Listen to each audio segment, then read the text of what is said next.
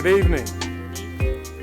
The City of Southfield regular meeting of the City Council is now come to order at 6 p.m., August 24th, 2026. Mr. Clerk, if you can do a roll call, please. Yes, sir. Good evening. Councilwoman Banks. Present. Councilwoman Bland. Here. Councilman Brightwell. Here. Councilwoman Haynes. Present. Councilwoman Pro Tem Hoag. Here.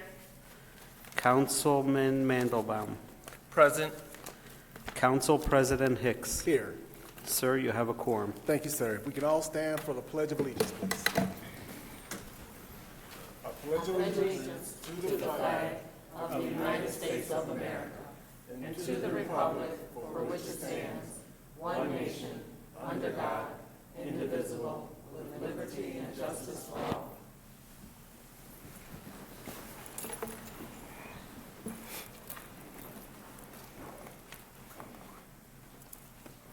We have two presentations, one for the Employee of the Month.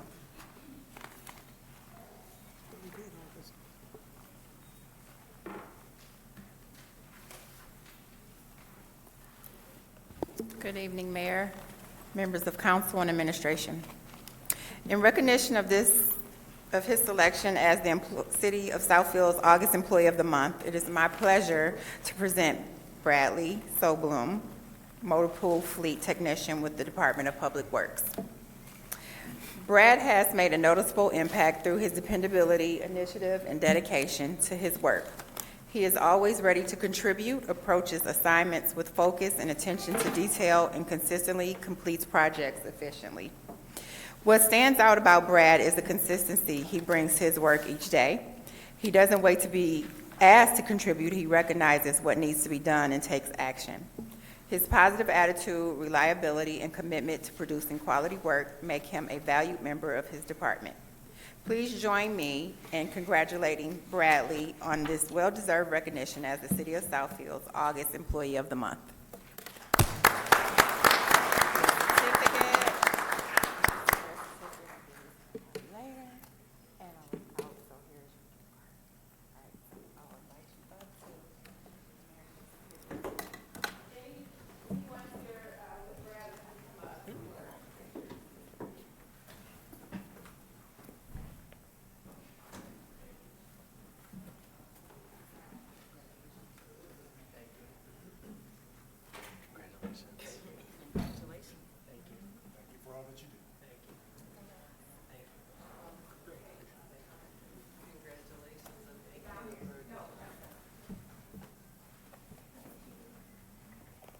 I'll take a quick picture. I'm going to need this structure.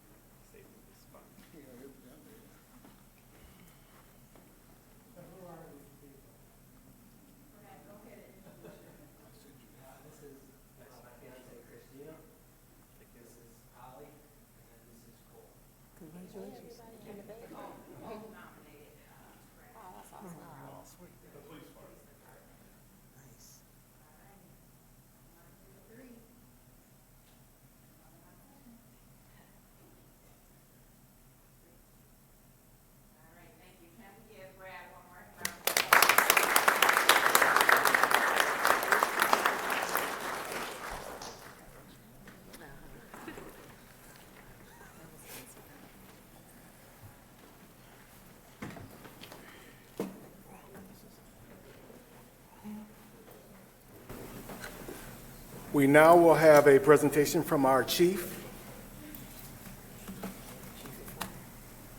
of Fire. Good evening. Good evening. All right, so in front of you should be a pamphlet. Can I give you an idea of the equipment that you've purchased or we've purchased recently? A lot of times we talk about this equipment and we don't really have a chance to show you what it is and what it does. And we just want to show you the importance of it. We really appreciate your support and the serious investment that this required.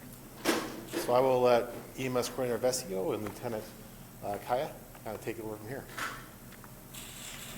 Greetings, Council, Mayor, Administration. equipment that you also graciously approved the city to buy so that we're able to continue to bring medical service to our community and citizens. And some of the equipment that we carry on our medical units, the first I'd like to show us the latest Power Pro 2 stretcher built by Stryker. What's nice about this device is that this stretcher automatically, by a push of a button, can raise and lower a patient, limiting our crews lifting, reducing back injuries and other types of knee injuries or hip injuries with these types of stretchers. This is also combined with a power load system that's bolted into the back of the ambulance. So we take this stretcher, we load it into the back of the truck by a push of a button with one hand. We can actually raise this stretcher and push this whole stretcher system in the back of the stretcher, in the back of the ambulance with very little effort on our crews, minimizing injuries to us and a nice smooth transition for care into the back of the truck for the patient. Excellent system for accommodation. The next thing I'd like to show is on the back. This is the latest heart monitor, cardiac monitoring right here. This is called the new LifePak 35, also built by Stryker. This device is absolutely amazing. It gives us the ability to get on the scene with a person or a patient that has cardiac issues. We can put on leads. We can monitor a 12 and or 15 lead cardiac event. We can then transmit this information to the hospital. The ER physicians can then read those strips at the hospital and determine if that patient needs the cath lab activated or not. If it's activated, our crews can get to the hospital in minutes, go right straight to the cath lab because of this device, and that patient can then get the proper cardiac treatment to reopen and reperfuse their heart and their body. Absolutely amazing. We can shock, we can pace, and we can sync shock, various different types of cardiac rhythm. We also have the capability to take blood pressures, measure a person's oxygen saturation within the blood, and we also can do carbon monoxide testing. So if a homeowner or resident has a carbon monoxide leak in their home, we're able to measure with this device if they have CO2 within their blood system and treat the patient accordingly. Fantastic device. Next thing I'd like to show you is our incredible Lucas CPR machine. This device is absolutely a game changer in doing CPR. CPR is very labor intensive. When a patient has a cardiac event and they're in cardiac arrest, we quickly assemble the Lucas device.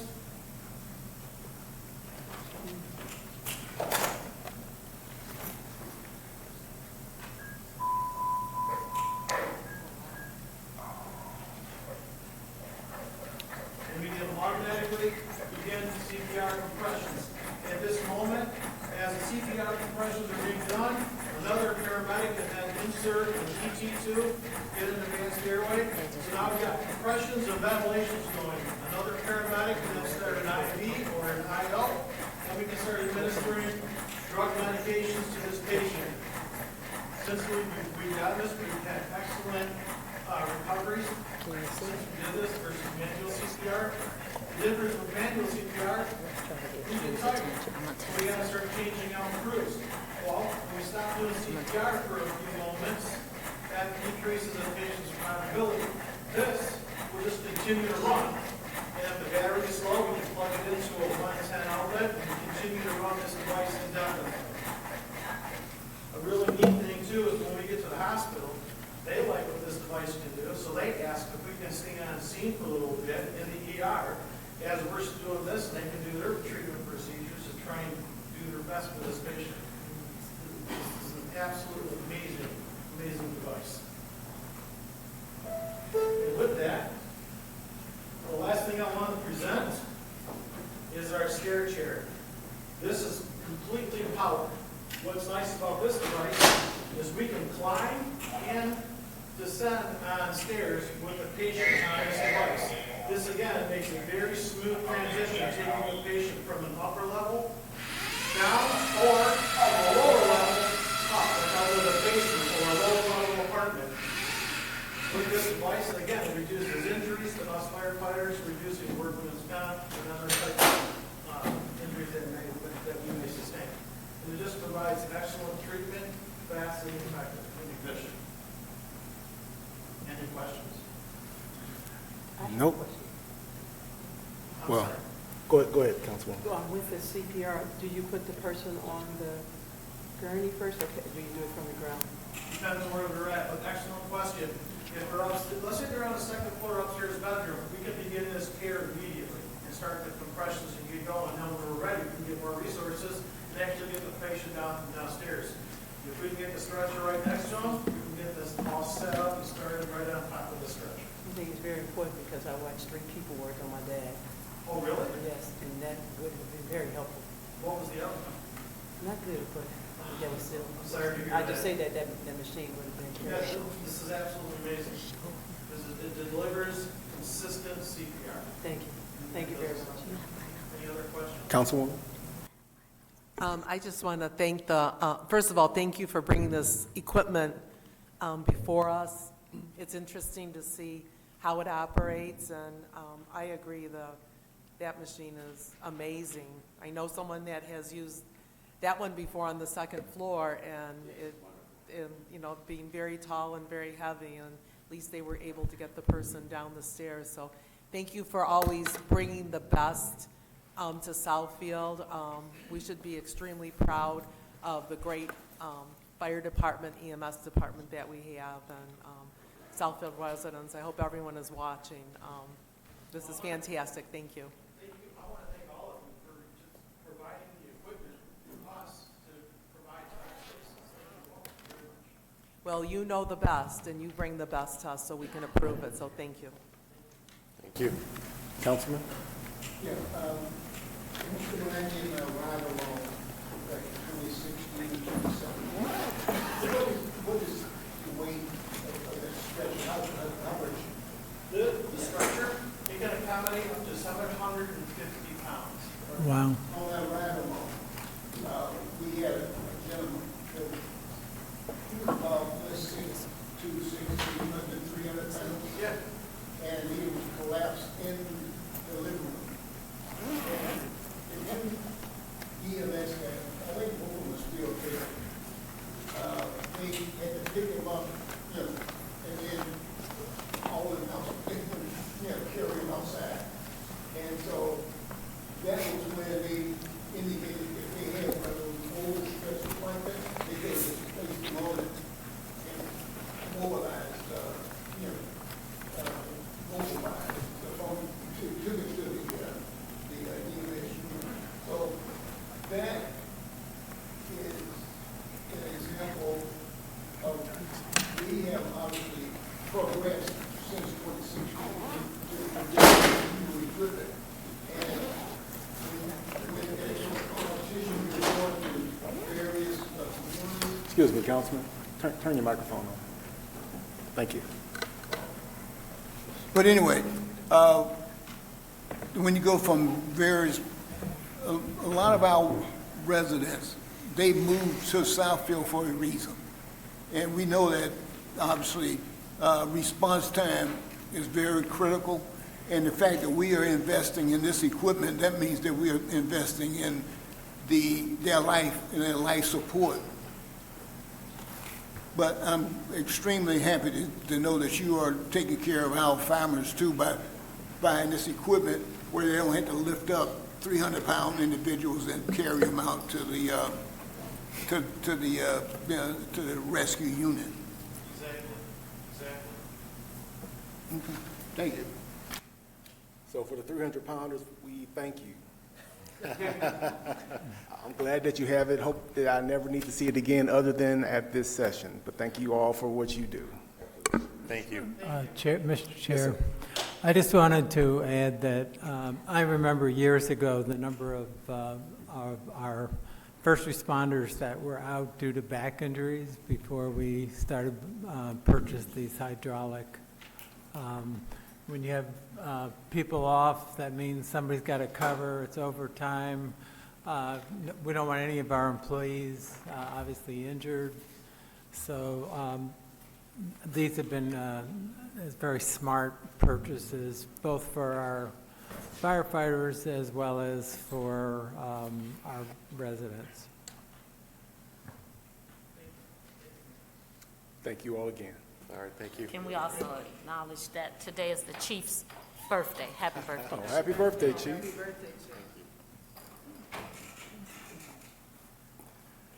Okay, we now will transition into communications. The Southfield City Council has established the following rules of procedure for all speakers. Each speaker will have 3 minutes to address the council. Each speaker is responsible for his or her comments, and the City of Southfield does not, by permitting such remarks, support, endorse, or accept the content thereof as being true or accurate. No speaker may make personal or impertinent attacks upon any officer, employee, or city council member or other elected official that is unrelated to the manner in which they perform their duties.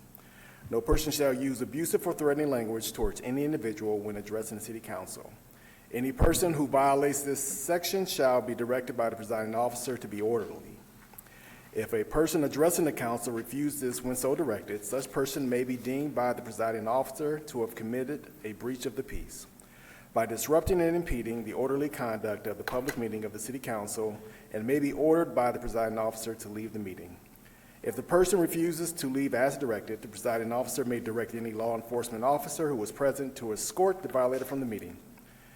The council may not respond to public comment during the meeting.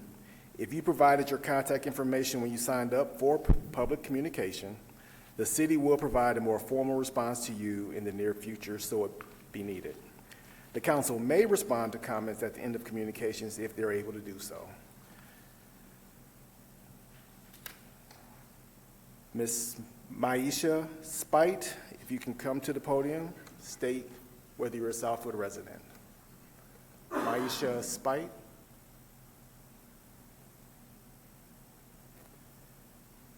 Ron Kalk, K-A-L-K.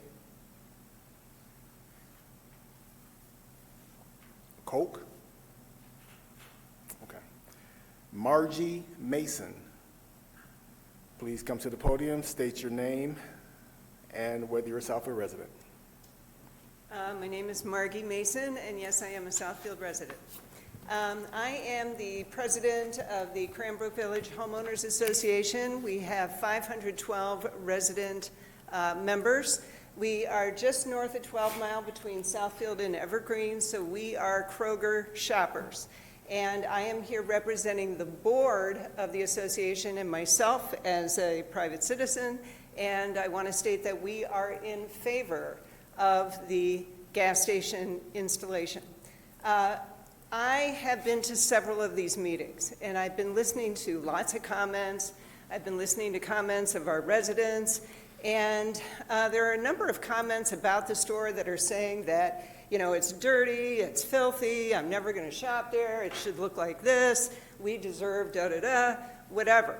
And whether that is true or not, that is the perception of the store. And it's all about the aesthetics. And the thing that concerns me is I want to hear about the money. I want to hear about the math. And I want to do remodeling on my own house, but I can't pull $25,000 out of thin air, and neither can Kroger. The thing that people need to understand is that grocery stores operate on very thin margins. A grocery store has a profit margin of 0.7 to 1.25%, which means that for every $100 that comes through the door, Kroger gets 70 cents up to $1.25. And if, in case you haven't heard, food prices are going up, the cost to transport that food is going up, and meeting those margins is more and more of a challenge. So what these companies are doing is they're finding other ways to meet the margins by opening satellite businesses like gas stations to help subsidize their earnings. Now, somebody might say, well, why don't you just call Kroger? They're a big company, deep pockets, just have them take care of it. It doesn't work that way. When you have a store that's part of a chain, the store has to sustain itself and stand on its own 2 feet so that it can be profitable. And in order to make that happen, they have to open a grocery store. Now, here's why this is important. Kroger obviously is a major player in the grocery world, and they're an anchor for us here in this community. And they have a massive reputation. They're going to have stricter guidelines with regard to food safety. That's very important.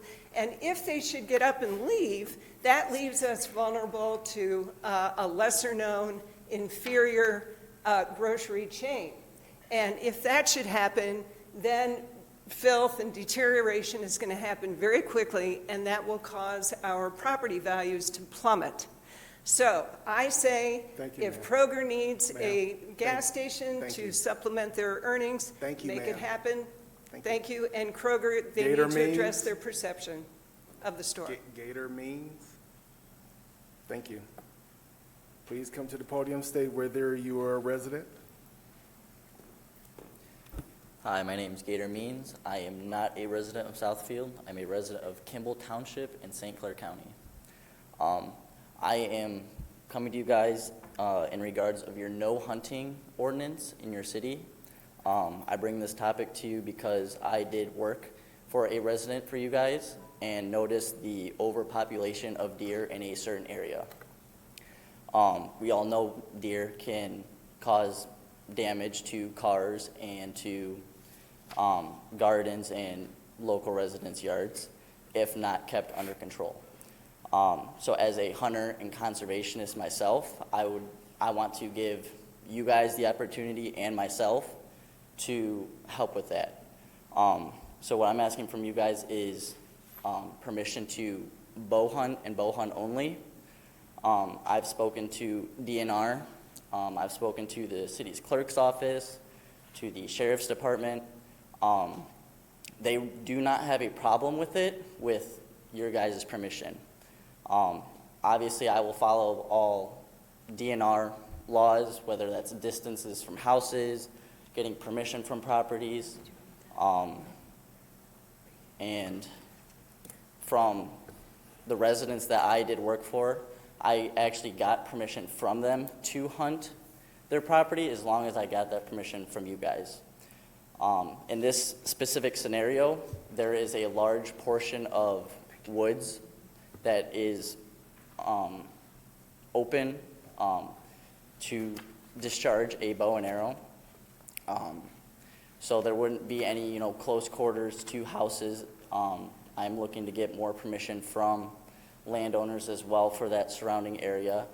The terrain feature for that certain property too is also important because there's a creek bottom that goes through the middle. So everything would be downhill. So no shots or arrows would be, deflecting or cause any house or, any concerns for any residents nearby. So I think that's also important. The property is roughly, putting all the houses together, roughly 22 to 23 acres big, where there would be just open woods without any, residents in the area. So I'm coming to you guys to make sure I'm doing everything right, everything legal, the best to my ability, and to help, control your deer population from the complaint that I've gotten from one of the residents. Thank you, sir. Yep. We'll respond at the end. Thank you. Please forgive me if I pronounce this incorrectly. Is it Sharon Miu?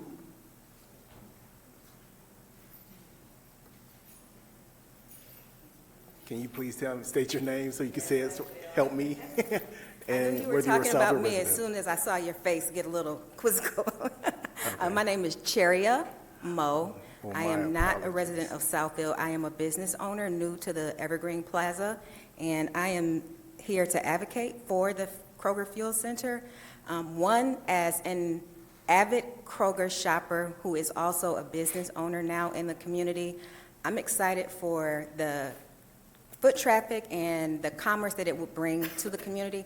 With my Kroger advocacy and shopping Kroger, I really only go to Kroger fuel stations, and I will drive to save my $1 off per gallon.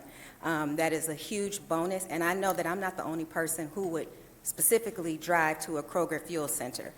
So I actually believe it will bring commerce to that square.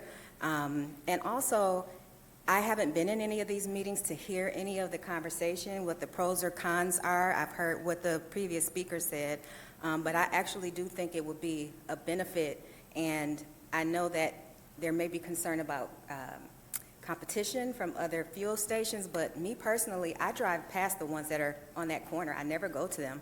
I've previously lived in the area and moved in the past year, and even living in the area, I would still drive to spend my fuel points. So I think that there is a market for people to come and visit the shops, and the fuel centers would bring other commerce in the area. Every time I go to a fuel center that I travel to, I shop in the plaza that I go to. So I truly believe that it would be a benefit and bring commerce. So as a new business owner to the area, I absolutely am looking forward to hopefully having the fuel center in the area.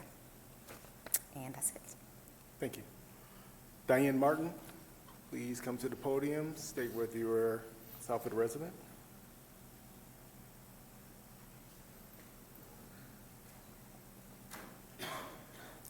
Good evening, Diane Martin, and I am a resident of Southfield. To the council, I am here to respond and to offer additional recommendation and input to the situation in which families, which includes children and other aspect of the family concerning the impact of on the mental, social, and psychological effect of children and their response to the ICE plans and programs in our community. I appreciate Councilman Charles Hicks respond that he would be getting back to me, discuss what could be done.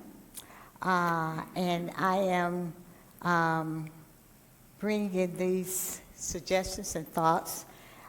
Please note that these are my thoughts, that the impact on one person within a family and or community location being attained does not stop the impact one person, but it can and does affect the family unit and the community responds to any type of anxiety or trauma.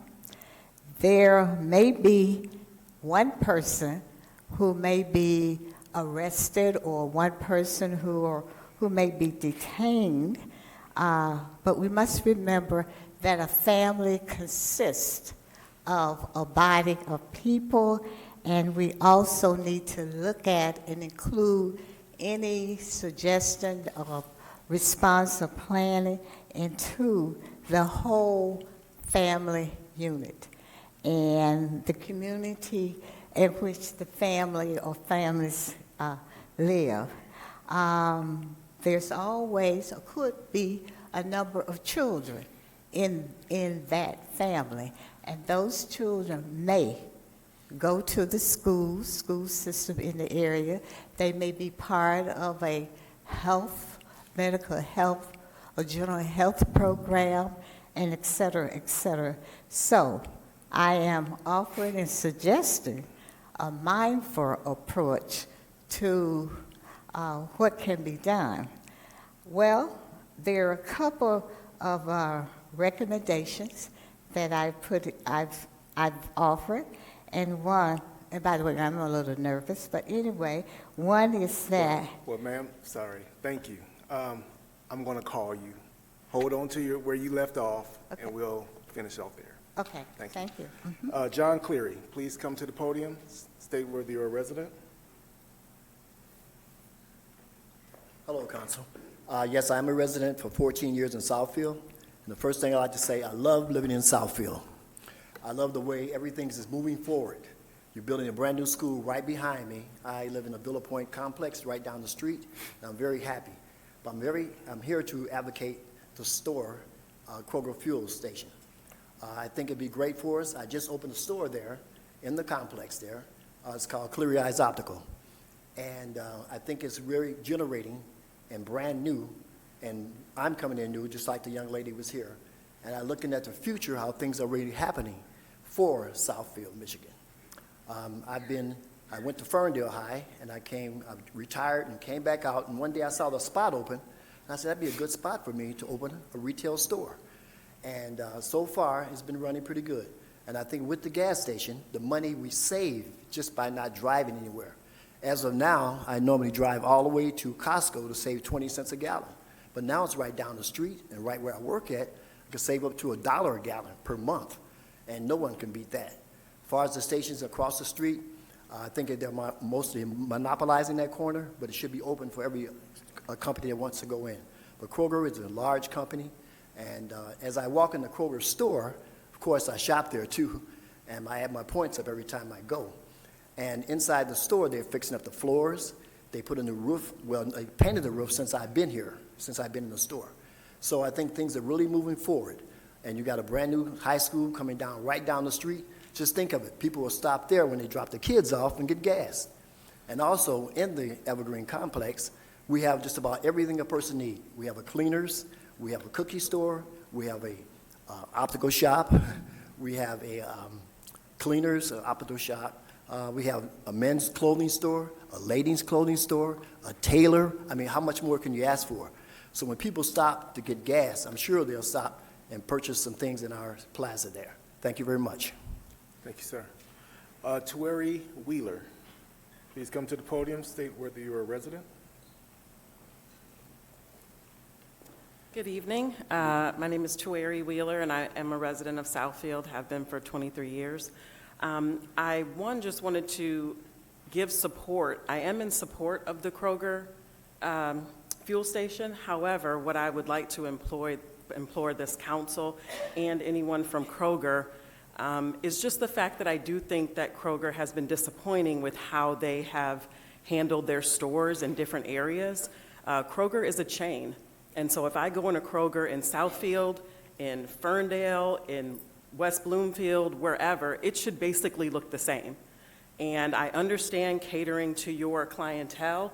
I work in Dearborn, and so the Kroger in Dearborn serves halal meat. They certainly have certain things that cater to the Middle Eastern population of that area. However, one of the things that I'm particularly disappointed is that Kroger has not been very good to this community. Our stores are definitely not what they should look like, and I think that says something about how Kroger feels about this community.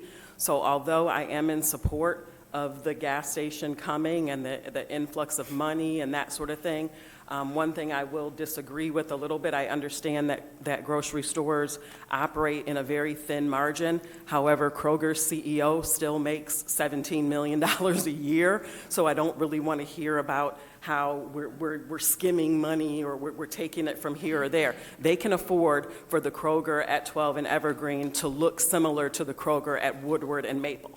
And I just think that our community deserves that if they want to come in and make more money from a gas station and from all the other things that are going to come from that. I think that they are responsible for helping to serve this community, and I would hope that the council and the people from Kroger recognize that we deserve what other communities deserve. Thank you. Thank you. Greg Keeler, please come to the podium, state whether you're a resident.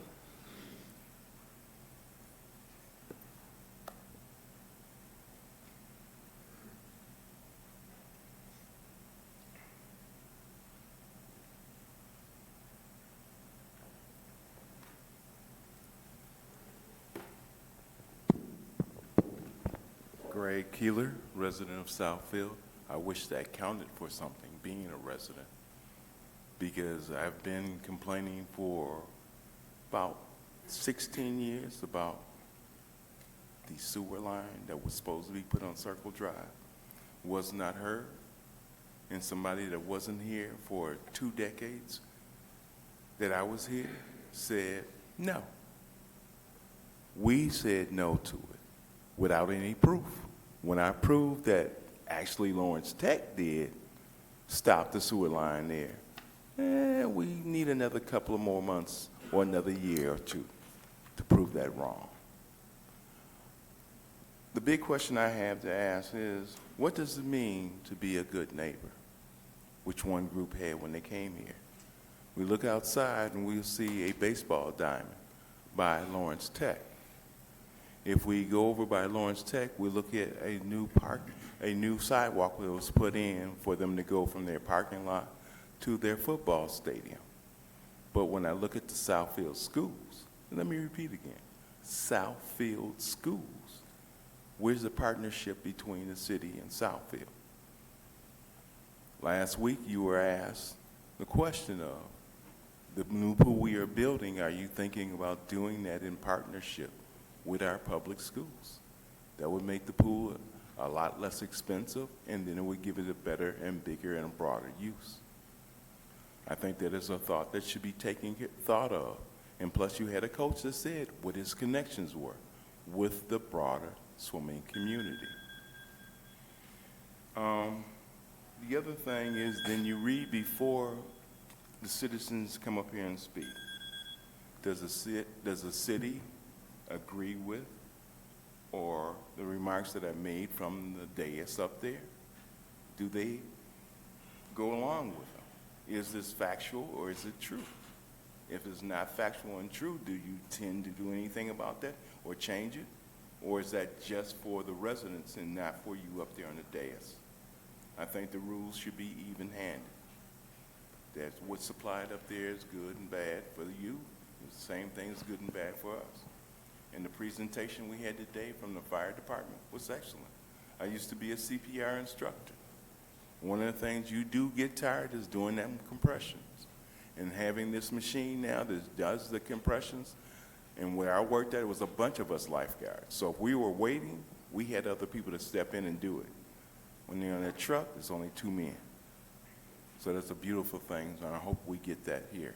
Thank you. Thank you. Marvin Colano.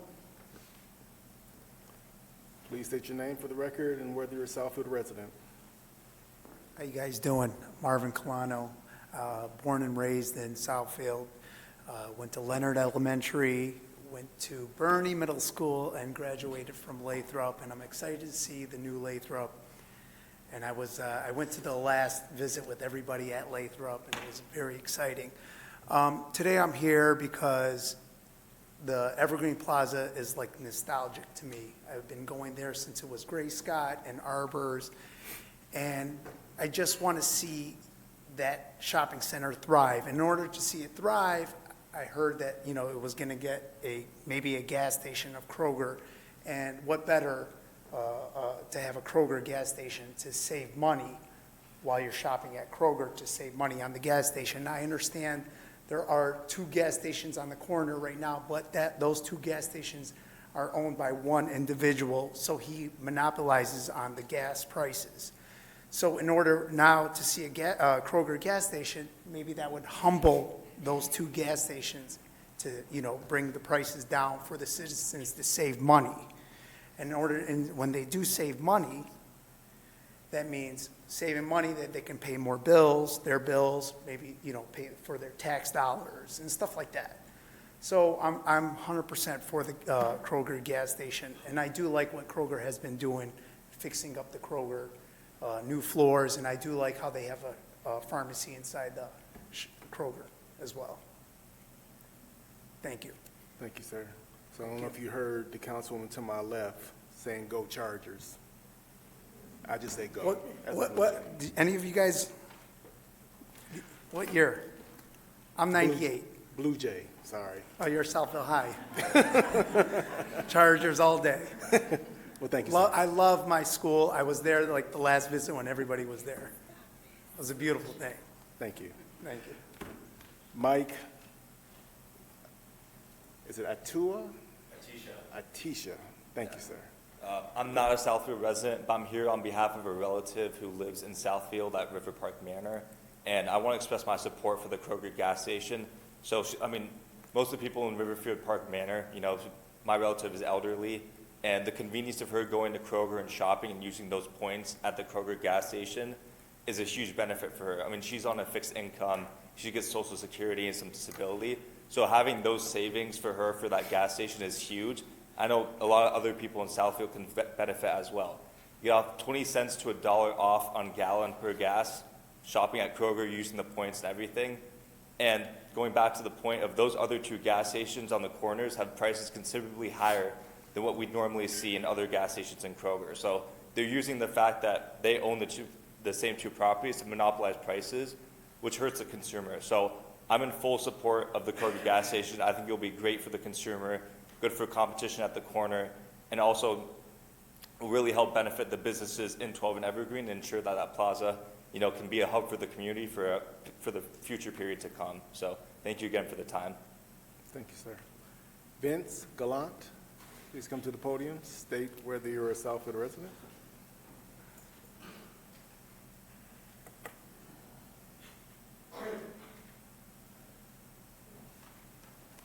Good evening, Vince Gallant, Southfield resident. Thank you for your time. I'm here to talk again about the proposed aquatic facility, and I just want to review again a few points of consideration. I understand that a lot of money was earmarked for this project, and I would hope that an equivalent amount of time goes into the research to put the best facility together for the community. I'm not quite convinced that the current design is something that's going to be a legacy that we want for 50 years. A larger swimming pool would require multiple entities coming together so that it was viable for the future. Southfield Public Schools are getting ready, and planning with them would be great. I don't know if outreach has been done to the Henry Ford Hospital. They're in the community, but a large fitness center could not only benefit our residents, but it could benefit the surrounding community as well. We know that swimming is a great activity for health and fitness, for water safety and education, and if the facility is planned out well enough, it can have a benefit for the business community as well. So there'd be social and economic value. The combination of schools, hospitals, other businesses in the area, and investigating if there are private benefactors in or around the city that would be willing to contribute to this project is something that I hope that is fully explored. Extensive programming would be the successful recipe for making a viable aquatic facility. We know that aquatic facilities don't make a lot of money unless they are aggressively programmed, and if there are multiple entities that are willing to make sure that the annual costs of operation are covered. I think that as far as extensive programming goes, to benefit all community members, you have learned to swim, both youth and adult. I talked to somebody at the Chamber of Commerce last week, had no idea that there's a new pool being built, 62-year-old lady that would like to learn how to swim. I have another resident who just swam in his first competition, and he's an adult in the area, and so that's for fitness, and my time is up right now, but I hope that you get in contact with me so that we can continue to discuss this. Thank you. Thank you, sir. Evan Hanna, if you please come to the podium, state whether you're a Southfield resident. Evan Hanna.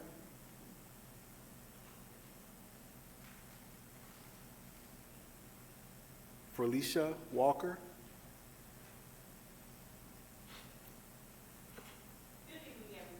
Good evening. I want to talk to you about the necessity for the fencing that's in the paper under Project F1178. I'm here to ask for the city to finance the building of the fence. I come not to ask for additional burden to be placed on myself or my neighbors, especially during these bad economic times. Instead, I appeal to the city as a future investment for the city. especially with improvements on 10 Mile Road and I-696 in Greenfield.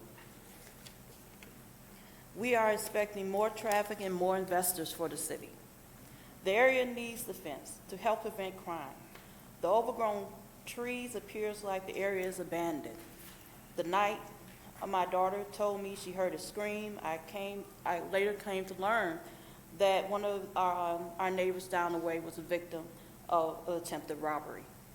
The section we are asking for the fence to be put in place will deter crime. Yes, I thank you for the extra patrols, and especially during the school time. We do see that during the day.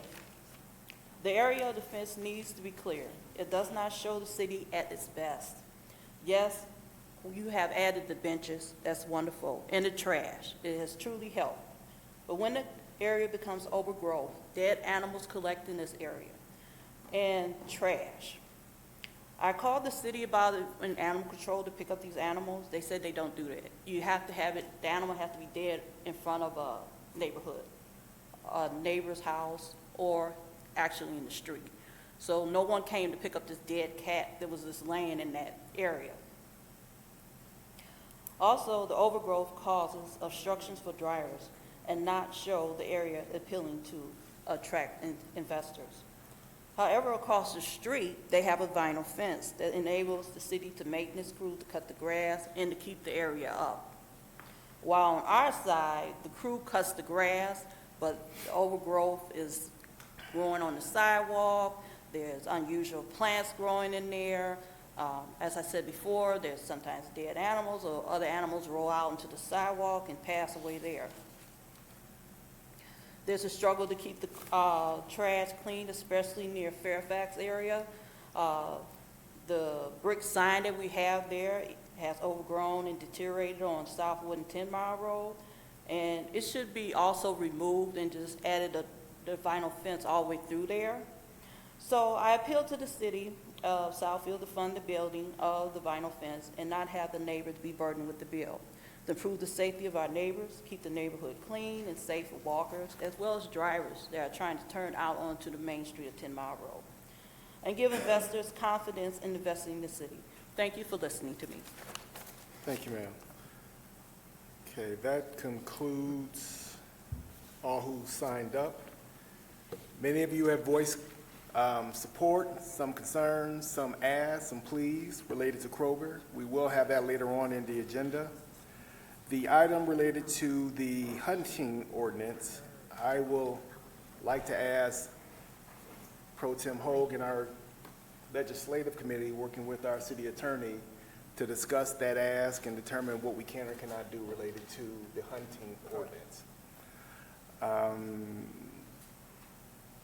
There were, Ms. Martin, as I stated earlier, I will be calling you. I'm going to write a note and put it in my phone to call you regarding your inquiry. The Aquatic Center, we've had a lot of feedback on things we can do, things we should do. We welcome that information, but there's limited money. We do want to build a facility that meets the needs of most and not make it meet the needs of a few. So I do welcome having that dialogue and ask that our deputy administrator reach out to Mr. Gallant to have further discussion. I asked that for the fencing inquiry that was just made, that Lee, maybe if you could talk to the constituent, maybe outside and get a little bit more information and have some discussion. But related to some of the other items that she mentioned, deputy administrator, related to the animal and other city service related items, maybe if you can just reach out to her to better understand what her concerns are and see how we can address the items that were lifted. Council, did I miss anything? Mr. President? Yes, ma'am. I have a question. Can we please state the law in regards to the deer?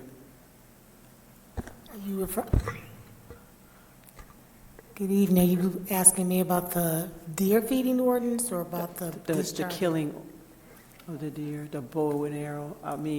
So currently it's section 9.9.121. Speak up, Kate. Section .121 under police regulations, unlawful discharge of firearm or a bow. So that covers hunting also. You cannot, unless you're law enforcement or you're on a sporting range currently, you cannot discharge a bow, even if the property owner gives you permission to shoot on their property. Our ordinance says you cannot do that. So that's something that would have to be researched. Some cities may say, you know, for the deer call, for example, you were able to allow certain people to conduct that call. Thank you. I think, if I'm not mistaken, he said he was already doing that, and that he was given permission. Did he say that? Did he say? I don't know. I mean, much as sometimes I might like that, but I just, sometimes it's against the law, what you're saying. Okay, just for clarity on that, I want to make sure we're clear on that. Well, do you want to talk on that item? Yes. Yes, go ahead, ma'am. We also have the Wildlife Commission that maybe this item needs to be referred back to. They are the ones that created the ordinance and worked with us for the city of Southfield, so maybe this needs to be brought back before that commission. But what Councilwoman Haynes just said, that is correct. It is against our present ordinance. We do not allow bow hunting in the city of Southfield. Mr. Mayor? Several years ago, with a meeting with the DNR, they indicated that they would allow a bow hunting in January by special permit. We haven't heard back from them as we went another direction this last year, but I think that's worth considering. The gentleman that spoke surprised me, quite honestly, because bow and arrow hunting is licensed by the state of Michigan. But again, we had, prior to last year's call, we had numerous meetings with the DNR, and they did state they would allow bow and arrow hunt. Thank you, sir. Council, did I miss any other items for public comment? All right, thank you. We will now transition into our meeting minutes. We have 3 sets of meeting minutes, one for the Committee of the Whole, July 13, 2026. We have regular meeting minutes for July 20th, as well as a joint meeting held with the Planning Commission that was held also on July 20th, 2026. Mr. Chair, I'd Yes, like sir. to move that we approve the minutes of A, B, and C that you've read. Support. It's been properly moved by Councilman Mandelbaum, supported by Council President Pro Tem Hoag. Any questions or comments or corrections? Hearing none, all in favor? Aye. Any opposed? Motion carried. We now transition into the consent agenda. These are items that are considered routine, non-controversial, or have previously been discussed. Are there any items that council would like to pull for additional question or clarity? Mr. President? Sir. I'd like to move approval of consent agenda items. A, the approval to purchase 10 portable APX 6000 radios and 6 mobile OCP 25 compatible radios for apparatuses, firefighters, and cadets. Item B, authorization to purchase 1 2026 replacement road rescue ultramedic life support unit, which is an ambulance, for the Southfield Fire Department. Item C, Southfield Police Department and Southfield Fire Department request to approve the Clemis Authority Participation Agreement. Item D, purchase of firearms to be used by the City of Southfield's Police Department. Item E, purchase cloud email security for the improvement of the city's cybersecurity posture. Item F, authorization to pay for printing. Item G, authorization to purchase replacement parts for dump trucks. Item H, authorization to apply for the Michigan Economic Development Corporation Technical Assistance Grant, Investment and Placemaking Toolkit. Item I, authorization to renew the annual membership in the Michigan Municipal League. Item J, janitorial supplies and paper products purchase contract. Item K, authorization for contract for detention facility operations. Item L, approval of a professional services agreement with Vetriano Consulting LLC for the executive search services for the Director of Human Resources position.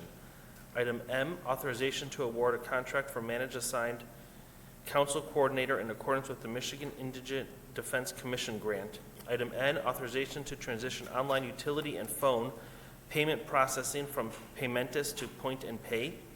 Item O, authorization to contract for DPW equipment training. Item P, authorized submission of a fiscal year 2028 Transportation Alternatives Program grant application for the 9-mile pathway M10 M39 Bridge Gap Crossing, also known as the Golden Spike Project. Item Q, authorization to apply for the Ralph C. Wilson Jr. Foundation grant for the 9-mile pathway M10 M39 Bridge Gap Crossing funding. Item R, authorization to execute contract proposal with OHM Advisors for the final design engineering of 9-mile pathway on M10 M39 Bridge Gap Crossing.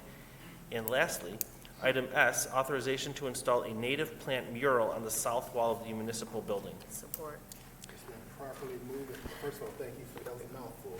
Thank you. Councilman Mandelbaum, who made the motion, and Council President Pro Tem Hope supported it. Are there any questions or comments?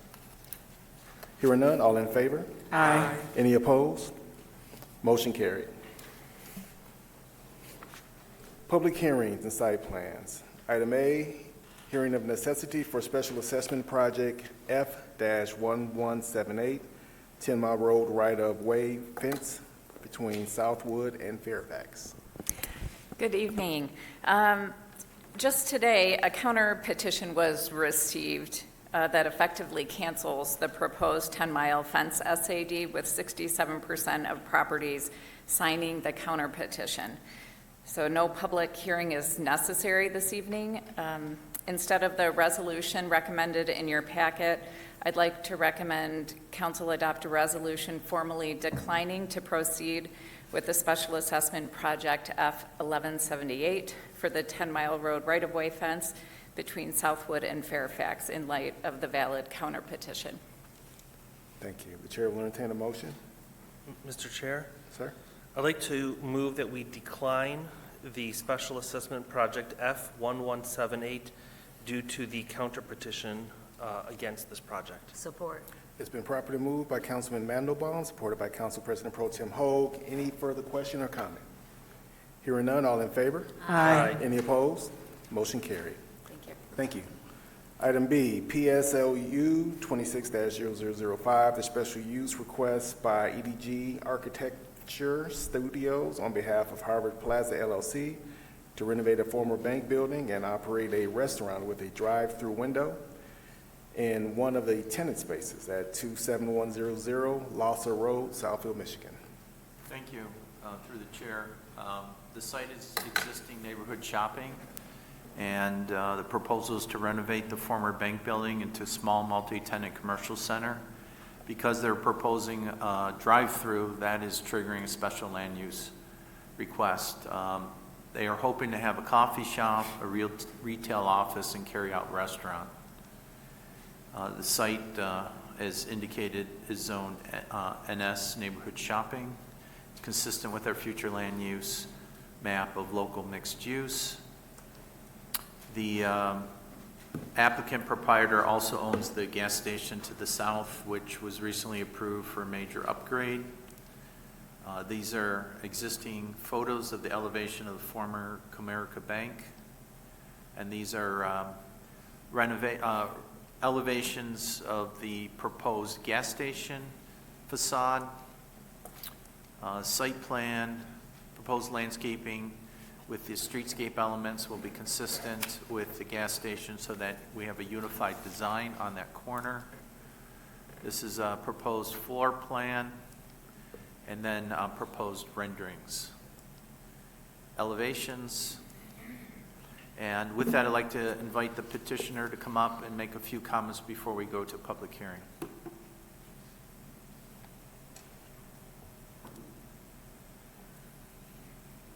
Hi, Art Gappy, 27100 Losser, Southfield.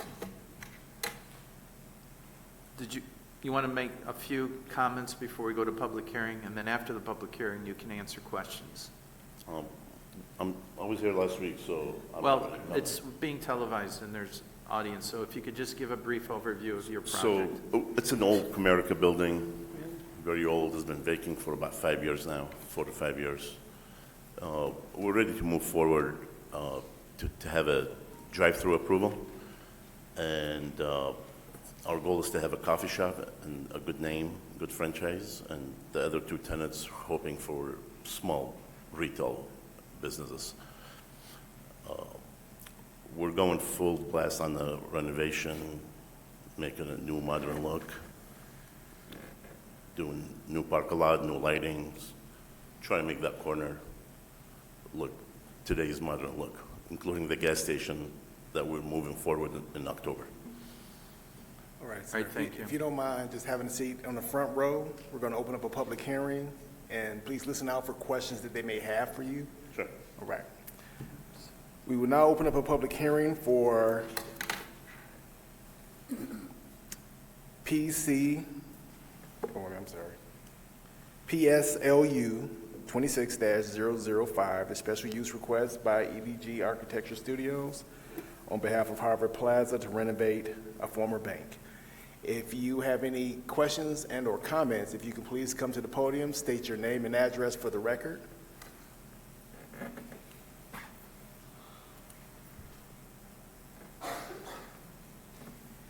My name is Betty Robinson, and I have a couple questions from people who live in the neighborhood.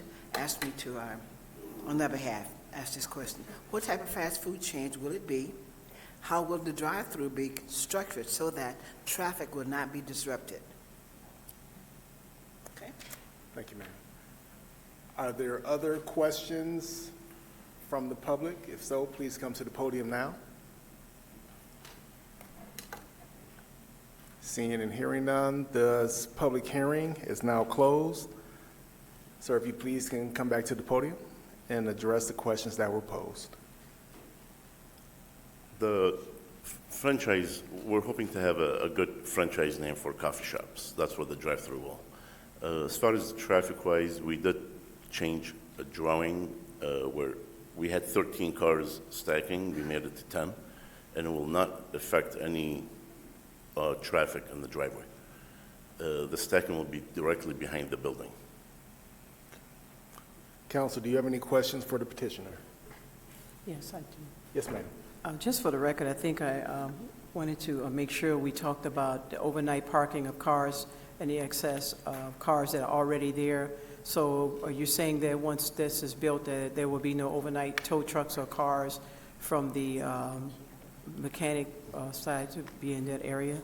Absolutely. We're making the gas station bigger. We have a waiting area for the customers, and everything is by appointment. And what time will the drive-through close or the restaurant close? I think we have it 24 hours, but it depends on the franchise. 24 hours? Really? It depends on the franchise. I mean, if you bring Tim Horton, they close certain Oh, times. you talk, oh, okay. For example, Tim Horton, they open 6 to 8, 6 to 9. You know, Dunkin' Donuts, they open 5 to 9. So it depends who's coming in. Okay, all right, thank you. Yeah. Counsel, Pro Tem Hogue? Thank you, Mr. President. Ms. Robinson, I don't think you heard what his answer was to your question. What he's saying is that they don't have the franchise yet, but it's That's correct. like a Starbucks or Tim Horton, as he stated, and then the route would be just as the drive-through was before, where it's behind the building, correct? Same as the bank used to be. So it'll be the same setup as it was before when it was a bank. So the drive-through will be in the back. Then I'd like to say I was by there and saw that it was, a lot of cars were gone, so I appreciate that in your gas station. So I can see you're trying to get them out of there. So I did see a lot of improvement. Thank you. Thank you. Any other questions or comment for the petitioner? Mr. Through the Planner? chair? Sir. Yeah. We have some proposed hours here that was presented during the Planning Commission review. You're saying that these are not not consistent with who you're trying to attract? I agree with these hours. I'm okay with it. I'm just, typically through the chair, when we do special land use, we do put hours of operation in place. These were the hours that were presented to us prior. We always ask for the broadest amount of hours, because if they go outside, let's say they have a franchisee that comes in and wants to be open past 7 p.m. on Monday through Friday, they would have to come back and get the special land use. Right. So I would suggest that if he can't live with these hours, and you propose a minimum and a maximum time that he can work within, they can always be open less than the hours that are granted, but not more than the hours are granted. So that rules out 24 So to your point, Mr. Planner, do you have a recommendation based on similar businesses or that he's pursuing? Well, I think the 7 p.m., like you mentioned, like Dunkin' Donuts and others are open to 9 or 10 p.m. in the evening. And 6 a.m. seems reasonable for the morning hours. I don't want to limit him, but these are what was proposed before. So I just want to make sure before he walks away and you grant your approvals that we have reasonable hours of operation. Yes, ma'am. Well, I definitely wouldn't agree with 24 hours. I don't think that that's in agreement with what we currently have in our city, and I think I can suggest maybe 6 a.m. to 11 p.m. Are we talking about all the businesses, or have one standard set of hours? I would say one standard set of hours at this point. Yeah. Can you live with that, 6 a.m. to Yes. 11 p.m.? Yep. And just 7 days a week? 7 days a week. And then if you have a franchisee that wants to close earlier on a Sunday, then they can do that. If they want to come in past the hours that are granted, they have to come back for special land use approval. I'm okay with 6 a.m., 7 days a week, 11 p.m. Just to be on the safe side. Okay, I have a couple questions. I have another question, please. Yes, Okay, so it's 11 p.m. for the coffee shop, the carryout, and the retail office? I'm suggesting one set of hours to give them flexibility for whoever they attract. They don't have any specific tenants at this point. Mr. Planner, what's right next to the bank? Is it commercial or is it residential? I can't It's remember. commercial. The shopping center is to the east. There's the post office and a bank to the west. I believe to the north is a small residential complex, and then the gas station's to the south. Yes, ma'am. Does anything in the area stay open till 11 o'clock?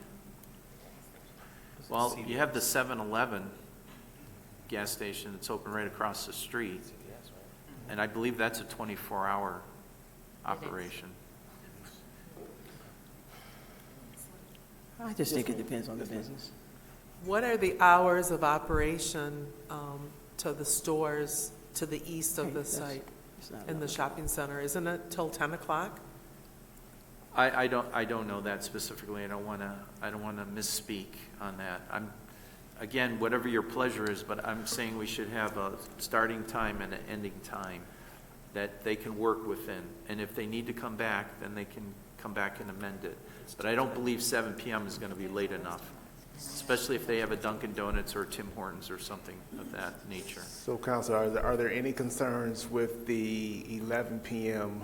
closing time overall? I'd rather see the 6 a.m. to 10 p.m. I mean, that corner, everything closes at 10. Exactly. How about the CVS? I just checked They close at- CVS, they they close at close 10. They close at 10. That's a different place. The restaurants close at 10. I would agree with 9 and 10, but 11 o'clock, I think we're stretching it because, 10 o'clock. the type of, first of all, we don't know the type of business that it's going to be. And retail, I wouldn't see that they need to be open that late. And just from my area alone, we have some businesses that operate just like this, and not at 7, but supposedly at 9, and they have stretched that to beyond that, and it's just not a good fit and a good look. Some things go on and things happen. Sir, are there any concerns from you with going till 10? I mean, you could always come back. That's fine. 6 to 10 is not going to make a difference. So just so I'm clear, if you should approve this, the condition will be 6 a.m. to 10 p.m. Yes, sir. Mr. Chair. Sir. I'd like to move that we approve PSLU 26-0005, the special use request, with the hours of operation for all the retail locations from 6 a.m. to 10 p.m. Support. It's been properly moved by Councilman Mandelbaum, supported by Council President Pro Tem Hoag. Any additional question or comment? Hearing none. Did you have anything before I go? No, we're just be amending my previous recommendation, changing it to 6 a.m. to 10. Okay, thank you, sir.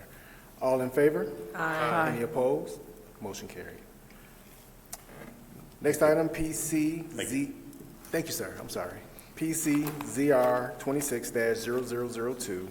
The request to conditionally rezone 0.78 acres of land at 19991 West 12 Mile Road from B2 to Planned Business B3, General Business. Through the chair, again, this is a request of Kroger Company of Michigan.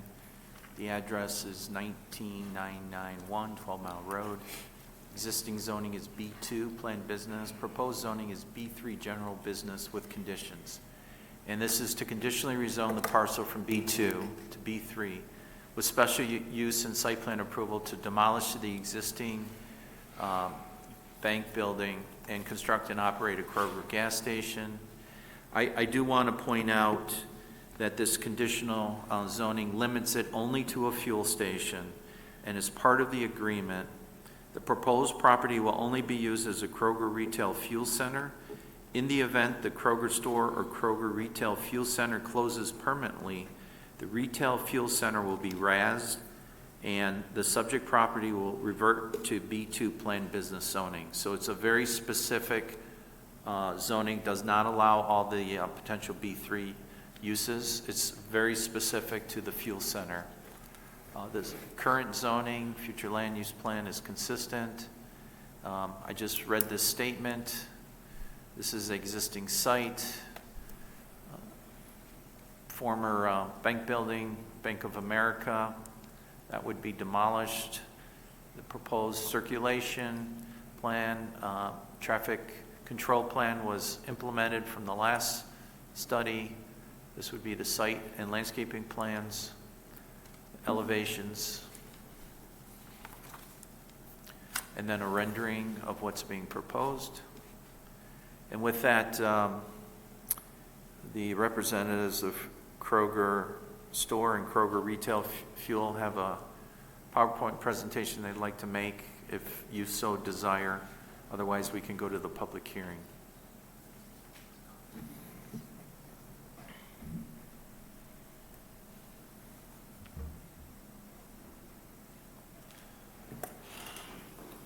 Through the chair,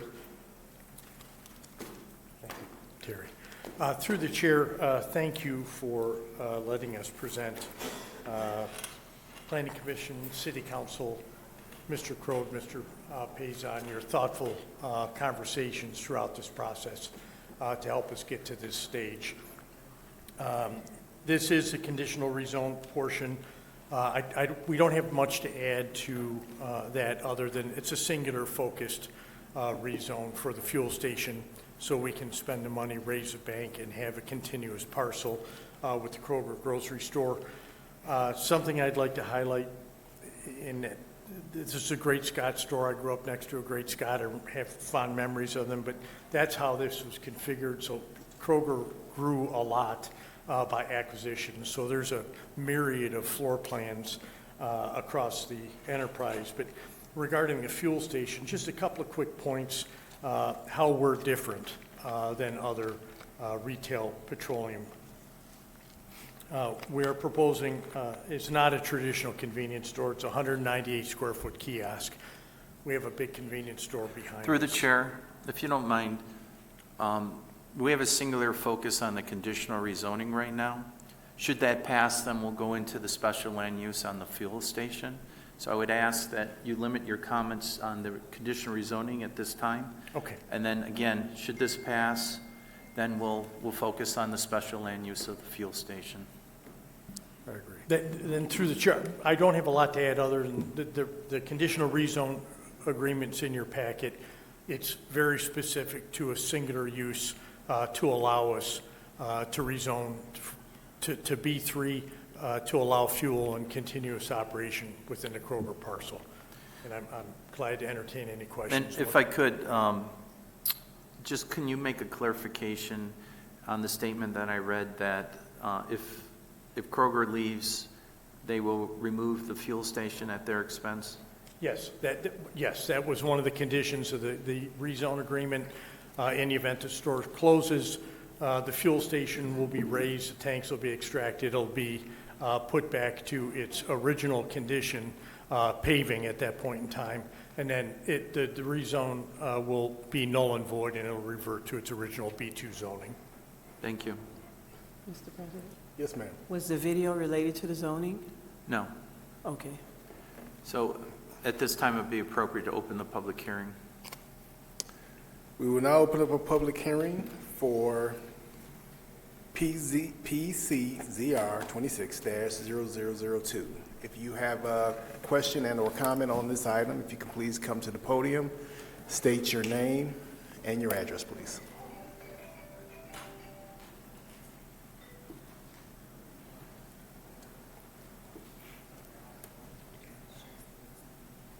Betty Robinson, if you approve and they open this gas station on the corner, will the gas prices be commensurate with the other gas stations, or will they be higher?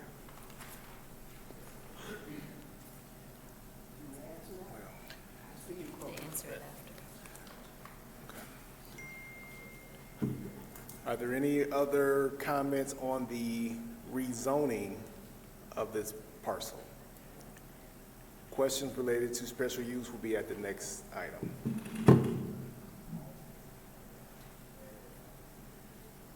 Good evening, everybody. My name is Dr. Kuta. I'm actually the owner and operator of the urgent care in that plaza. My only comment is that for me, I'm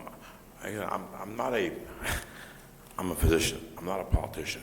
But it's my understanding, just from sitting at these meetings, that this is a big deal breaker for these gentlemen. If the Kroger goes and the plaza goes, that means I go. That means 35,000 patients, and the majority living in your city, will no longer have an urgent care to go to. Now, I know you may say, well, there's another one.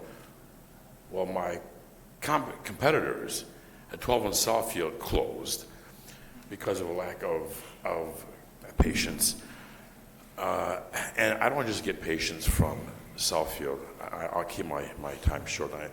But I also get a lot of patients that come from Detroit, because in between downtown and Southfield, believe it or not, there aren't a lot of healthcare facilities for those patients and those families. And I don't just talk to these patients, the ones that come into my clinic, it just as high and by. I know them, I know their families, I know their grandparents, I know their grandchildren, I know everybody. They tell me they need that facility. They use that pharmacy for all the medications that I prescribe to them. They use it obviously for the groceries. Beyond that, again, I'm not a politician. I don't get involved in the economics. I'm just telling you how vital that center is to me and my patients. President Hicks, I just want to make a comment. When you were making that initial statement about the decorum of this, I said, we're in Southfield, we're not in Chicago. Don't worry, you don't have to worry about that.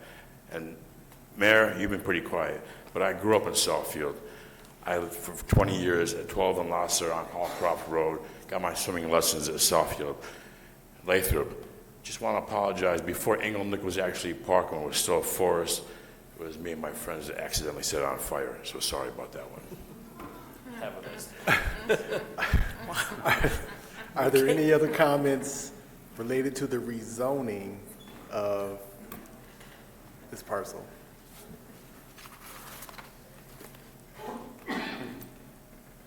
Name is Garland McWilliams, Southfield resident.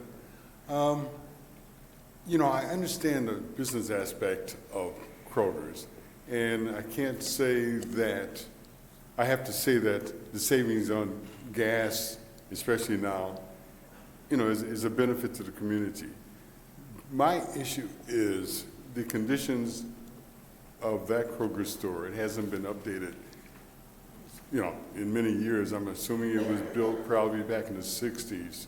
And I see other Krogers in other areas that are splendid, you know, from Madison Heights to Canton to Birmingham. And I'd like to make sure that store is brought up to par, just like everyone else's store. I have no problem with the gas myself. You know, we all need to save, you know, on the gas. But the store needs to be brought up to par with everyone else, not just disregarded and throw a few crumbs at it and everything. Let's do a first-class job, not a piecemeal. That's all I have to say. Thank you. Thank you, sir. Are there any other comments for the rezoning?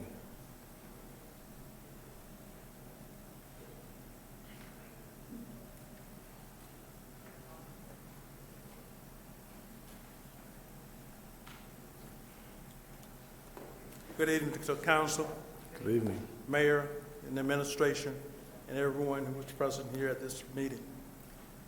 I too am wondering, does Kroger have any guidelines as to the distance in which they place their gas stations?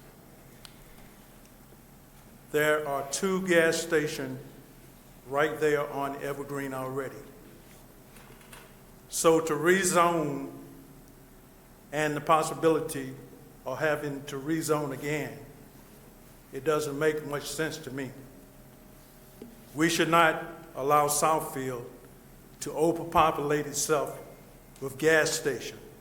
We need a variety of businesses and businesses that are going to treat Southfield citizens just as they do other citizens, especially if they are a group of the same businesses.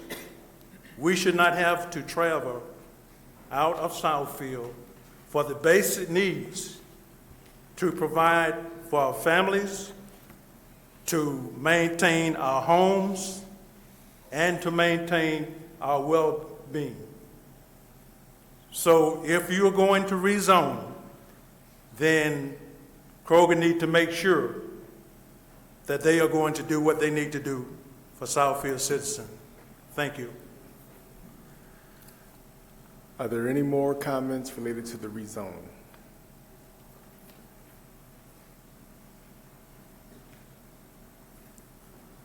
Good evening. My name is Benjamin Greer. I've been a resident of Southfield for 21 years, right behind the location or not far from the location. I'd like to echo the concerns that I've heard. A couple of things. The condition of that Kroger is not the same as other Krogers, and that is particularly annoying to me.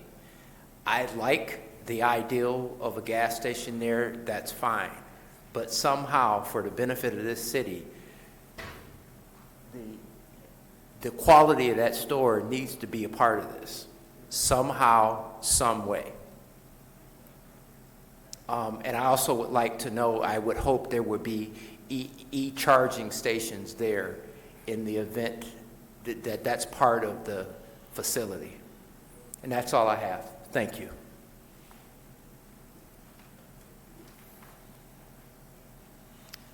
Any other comment? So, you know, this is the portion of the meeting where I have to phone a friend. So, Mr. Planner, Madam Attorney, I'm sorry, before we move forward, there were comments and questions that were partially related to rezoning and partially related to the next item. We definitely want to make sure that you all get your answers addressed, but I just wanted to make sure a procedurally. Through the chair, first I would close the public hearing and I'd be happy to respond. Okay. So we now close the public hearing for PCZR 26-002. Mr. So this particular item that you're debating right now is on the merits of rezoning from the B2 to the B3 conditional zoning. Do you feel that it's consistent with the master plan? And are the conditions that are being proposed by the applicant, because it's a one-way on conditional rezoning, we don't negotiate, the items that they're proposing with the design removing of the gas station, is that meet your standards for approving the conditional rezoning in this particular case? If this should pass, then we deliberate on the merits of the special land use and the specifics of the fuel station.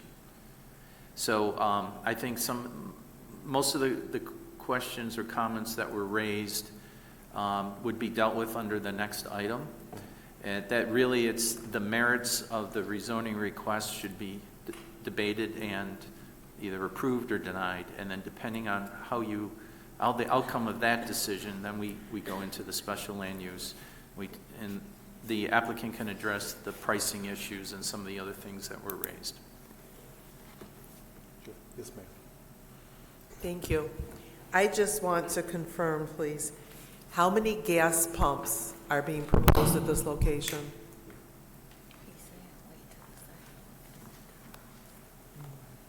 Through the chair, 5. So 5 multi-product dispensers, which would equate to 10 fueling positions. Thank you.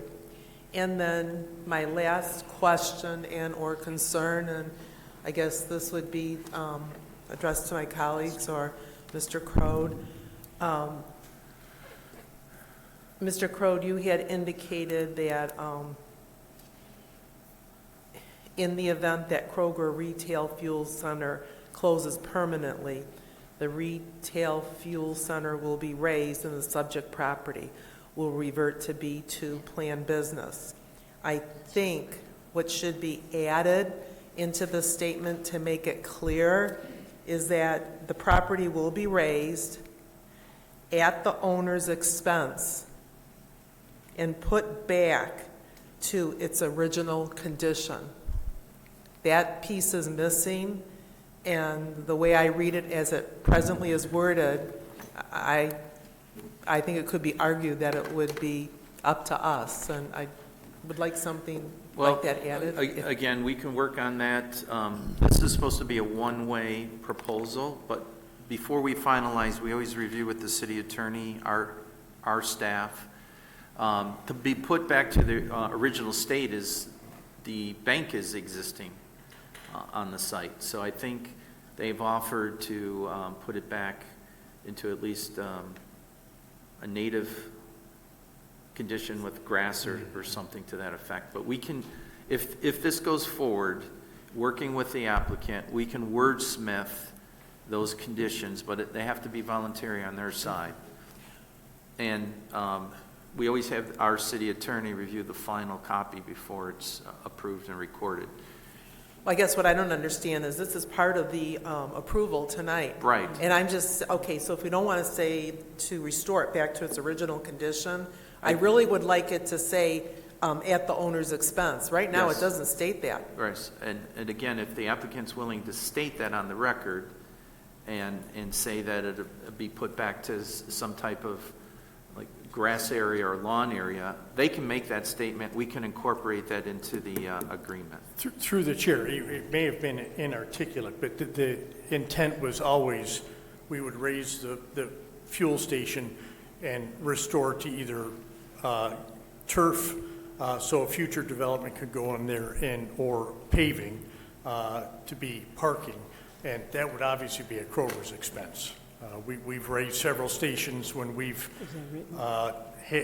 went to expand a store. We've moved gas stations at our own expense to do that. So again, that is the intent. Just to be clear, Matt, if you make that statement that it'll be raised at Kroger's expense and it'll be brought back to a natural state, which is lawn, yes, you can say that to the council, then we can incorporate that into the consent agreement. We agree. That's a statement. It'll be at Kroger's expense to raise a fuel station and either leave it in turf condition so that the next development can go in at a B2 use and start from grass. Okay, so I did hear that, and that will be incorporated, but has Kroger agreed to that? That was always the intention. Well, that's what I thought, but it's just not worded that way, so that's why I'd like that wording in there. And again, if they're willing to make that statement, it can be incorporated. The only, I'm being careful because we're not supposed to negotiate on conditional rezoning. They present what they want to offer the conditions. If they're willing to agree to that, we can incorporate that in the final document, should this be approved. And I've heard him state that it would be done at Kroger's expense, and they'll bring it back to the natural lawn restoration, should they move.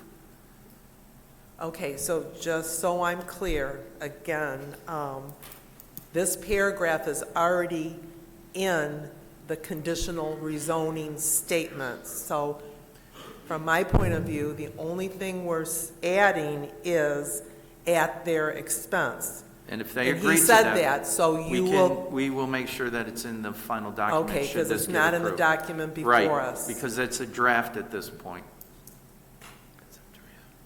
This is what was proposed prior to tonight. I'm hearing them agree to that condition, and we'll make sure it's incorporated into the final document. It's just we cannot negotiate. It's not like a planned unit development, and that's why I'm just being very careful on how we approach this. They're willing to do that. We'll make sure it's in the final document should this get approved. Do you agree, Madam Attorney?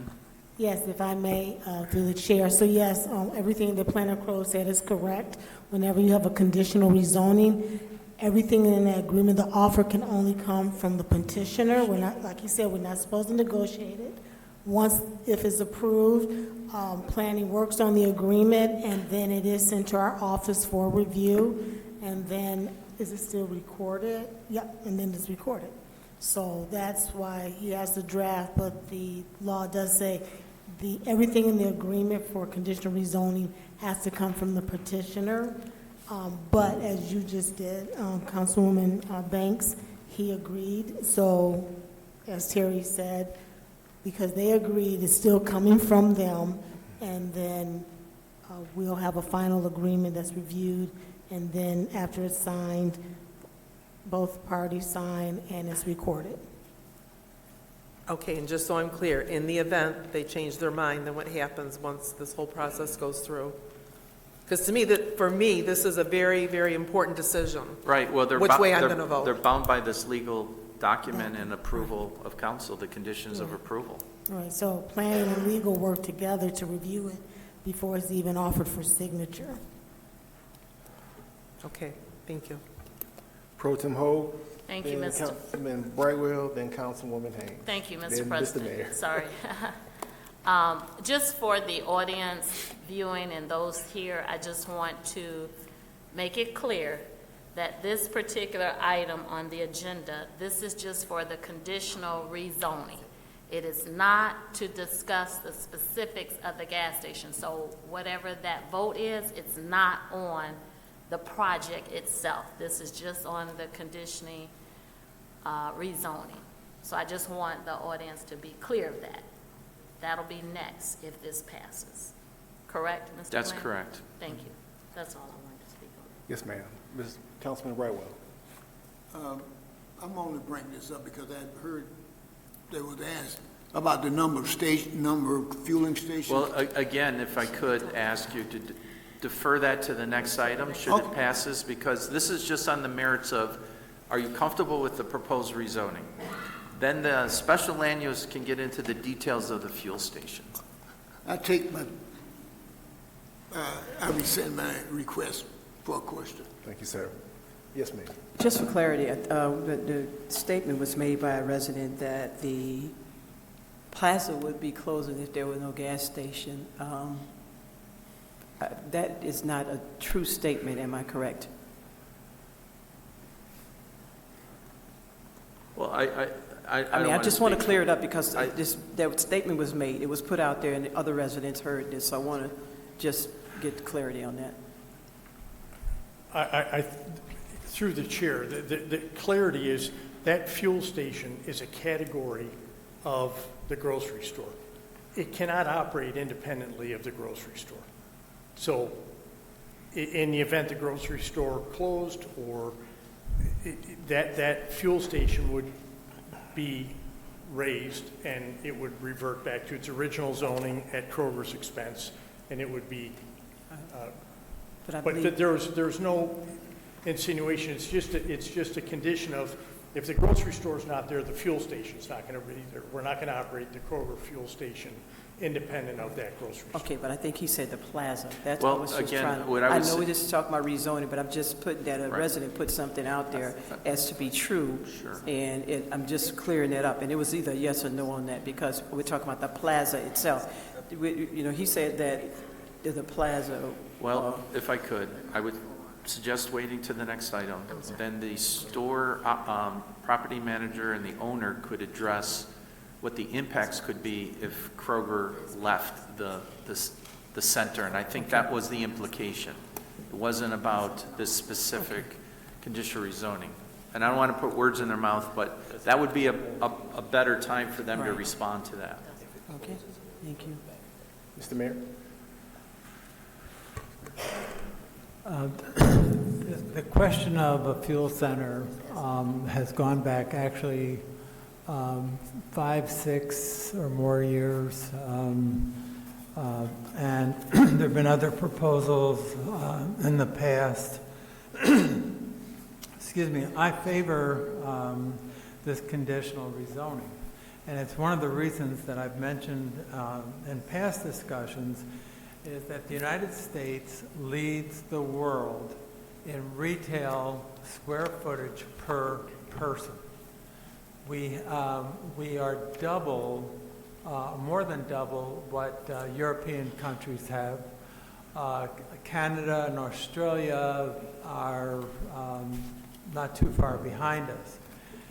With the onslaught of online shopping, this glut of retail space is only going to get worse. We need greater flexibility for our landlords that run these centers. I also believe that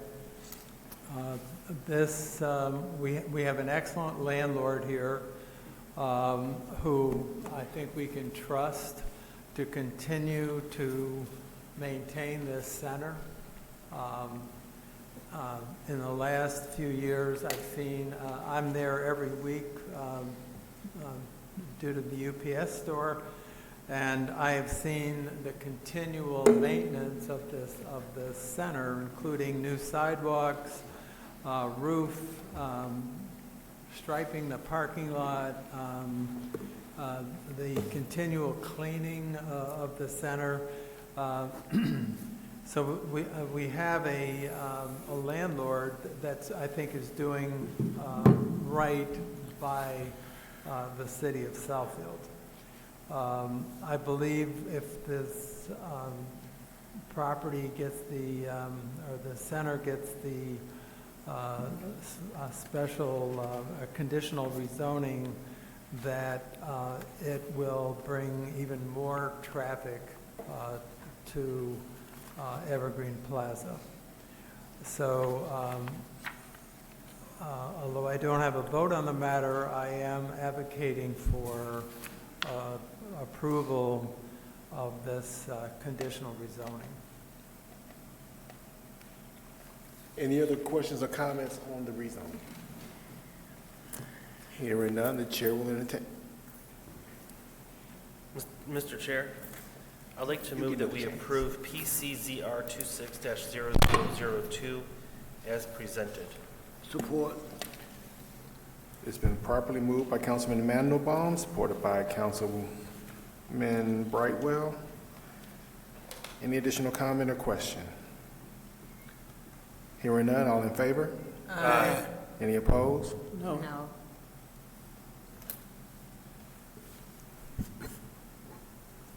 Through the chair, could we at least get a roll call vote then? I didn't hear who opposed. Mr. Clerk? Unless if you all just want to say who voted no. No. No. No. 4-3. So it's a 4-3, 3 nays. The nays were Council President Pro Tem Ho, Councilwoman Haynes, and Councilwoman Bland. All right, thank you. So motion passes 4-3. Yes. Mr. Chair? Yep. I'd like to introduce ordinance number 1845. Support.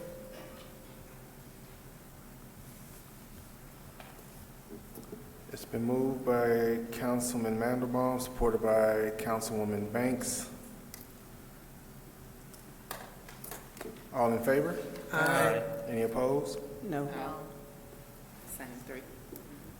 Was it the same three? Okay.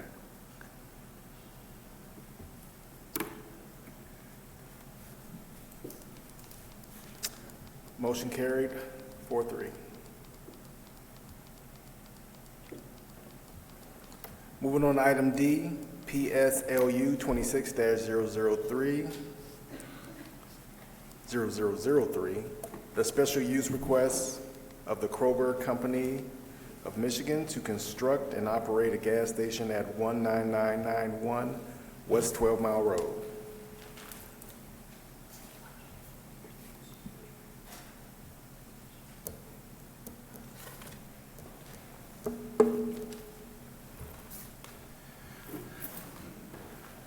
Through the chair, if I can explain very briefly, so we can get to the Kroger folks behind me, what this is, and I'll, in this brief presentation, I'll answer Mrs. Robinson's gas pricing questions, but I will, and the distance to gas station proximity.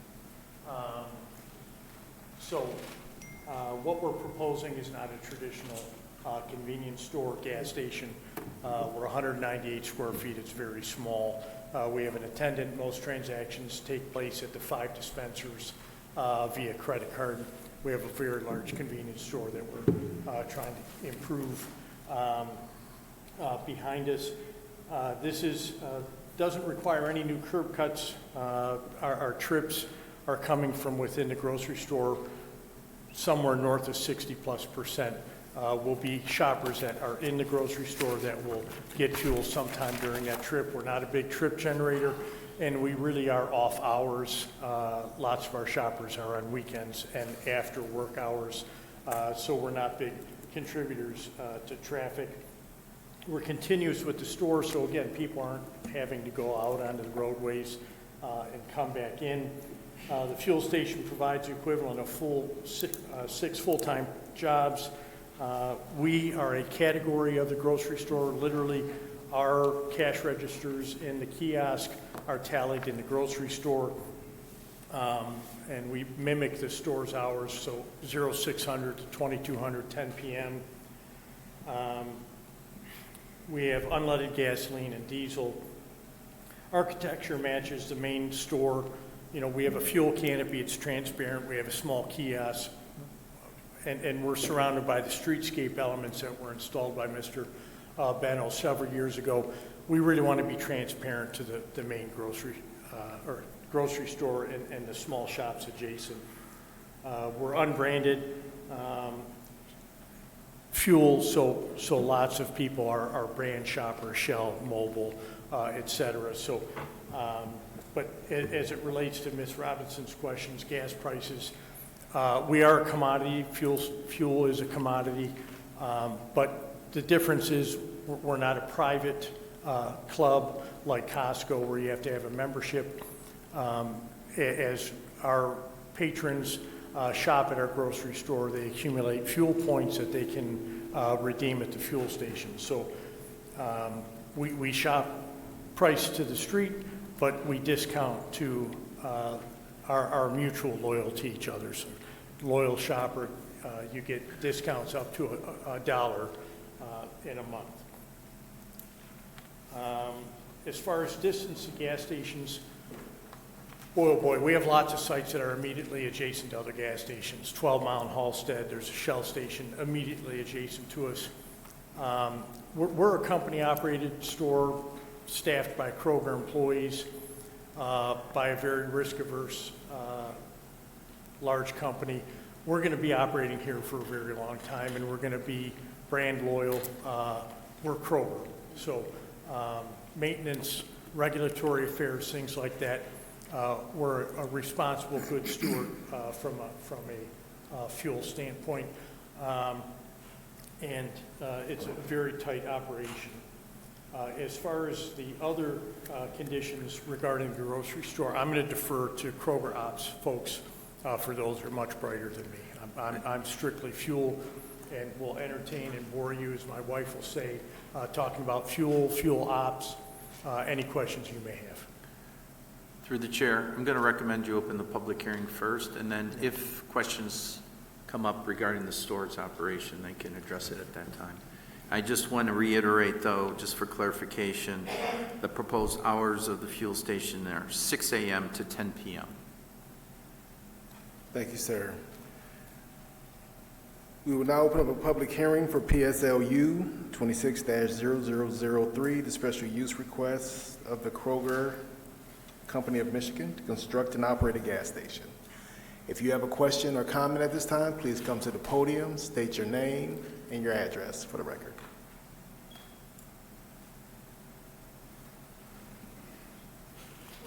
One other question that was submitted to me. We all know with Betty Robinson, we all know that with any company, the bottom line is profit. What is your yearly projected profit margin on gas sales, and what happens if you do not meet or exceed your yearly profit margin? Thank you.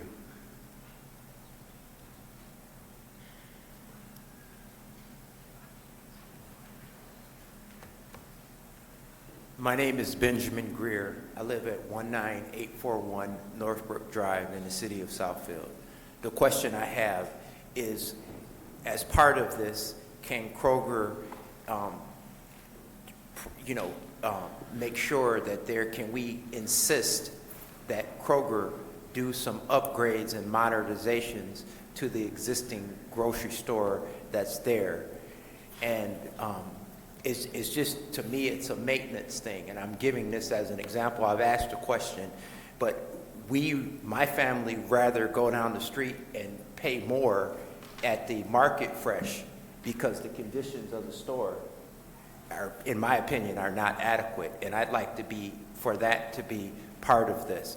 And maybe I didn't hear it correctly, but is Kroger saying that unless they get this gas station approved, they're, vacating that store, that site? Because that would be terrible for those of us who live in that neighborhood to have that become vacant. And those are the questions I would like answered. Thank you.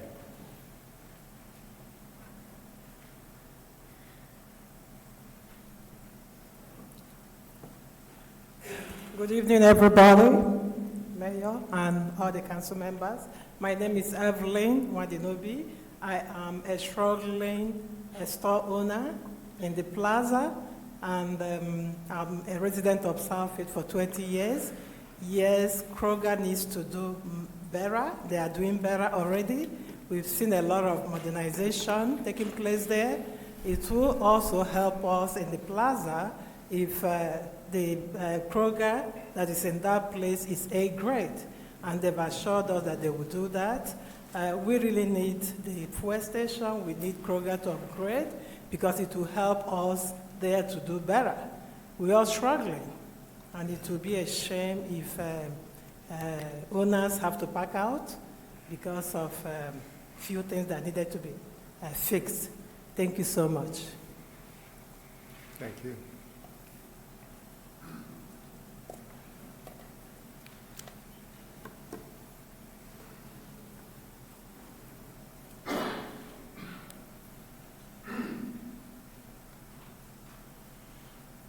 My name is Garland McWilliams. I spoke earlier regarding the Kroger issue as far as the upkeep of the store. I understand foot traffic for other businesses, I understand their needs. I've been in business myself, and I understand it. But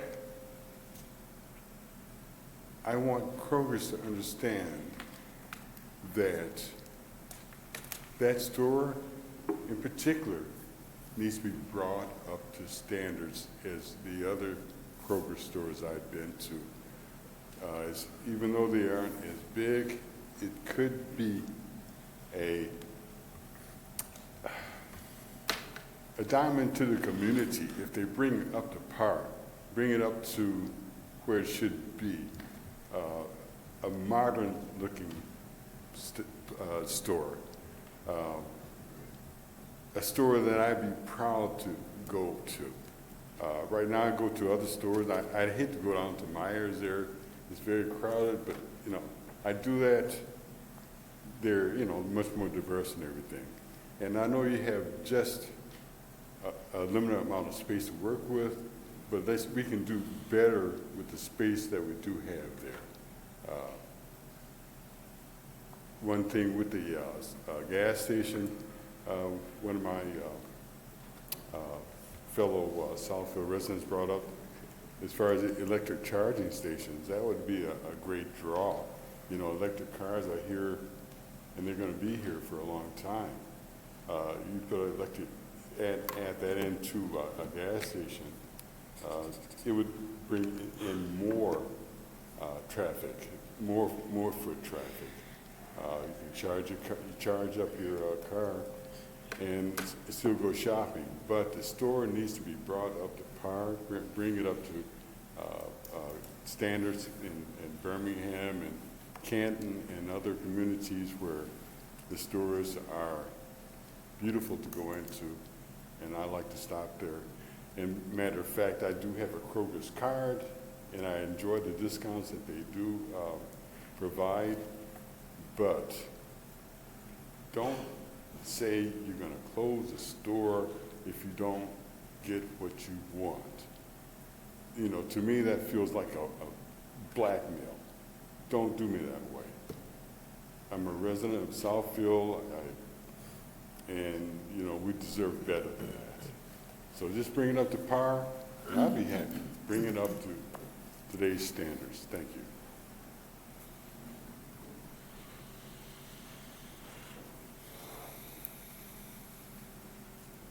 Hello, again, my name is Tueri Wheeler. I spoke earlier about some of the same concerns that other residents had with regard to keeping the store up to date. One of the questions that I would have for the Kroger people, or one of the commitments I would like for them to make, I've heard a couple people say that they saw new floors or that they're doing new things. I'm wondering, are you only doing that to get this gas station? I mean, for years we have complained as residents for that store to be kept up, and it was not addressed. The store was left looking like it looked, and now all of a sudden you want a gas station, so now we'll give you some new floors. So I guess my question or my concern is, what commitment are you making to keep this particular store up to date like you do some of the other stores in other suburbs of Detroit? And Detroit, I mean, keeping this store looking like some of the other stores and up to date, because what I would really hate is for you to get this gas station, give us some new floors now, and then we don't see you touch that store again for another however many years. So I guess that's my question.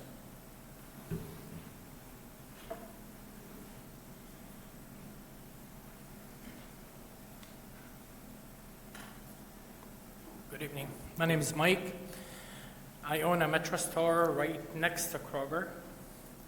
I just want to say, I know this probably does not play as a deciding factor, but if Kroger left, we're done.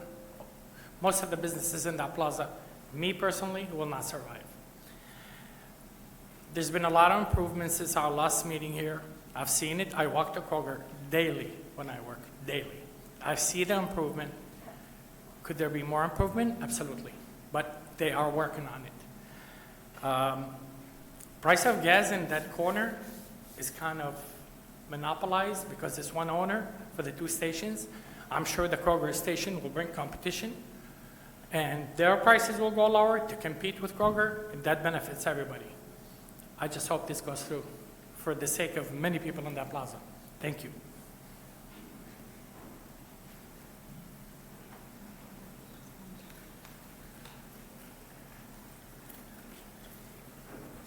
Hi, good evening. My name is Gina. Next to Kroger is a dry cleaner. So, long time I believe Kroger because it's a good food. So I believe yes too. I think just no more gas fee another city. I want to spend money Southfield City. That's that. Thank you.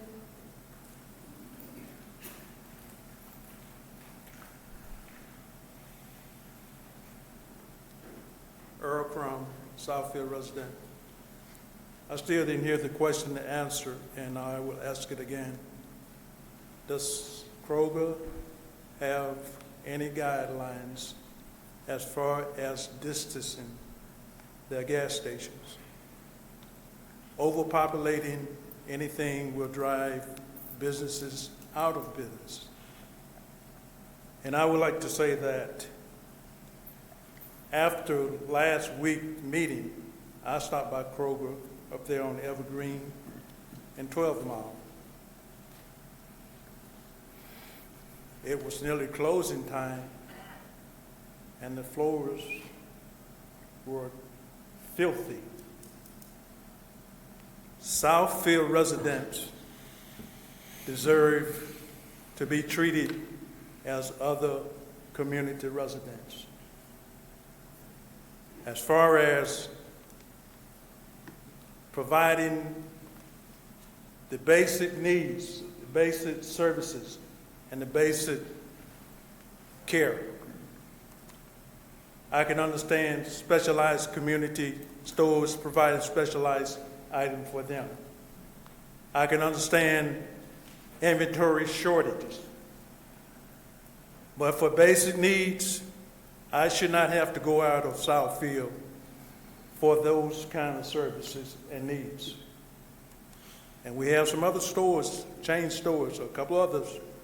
We're talking about Kroger now, that you have to go out. I'm a do-it-yourselfer, and sometime I need to go to the community stores for something, but they do not carry it.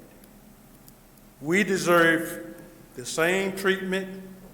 We deserve the same services and basic needs if you're going to be in business. If you put my dollar into the same basket as another community dollar and you don't see it, will my dollar value less than theirs? We need the same treatment as others. Thank you.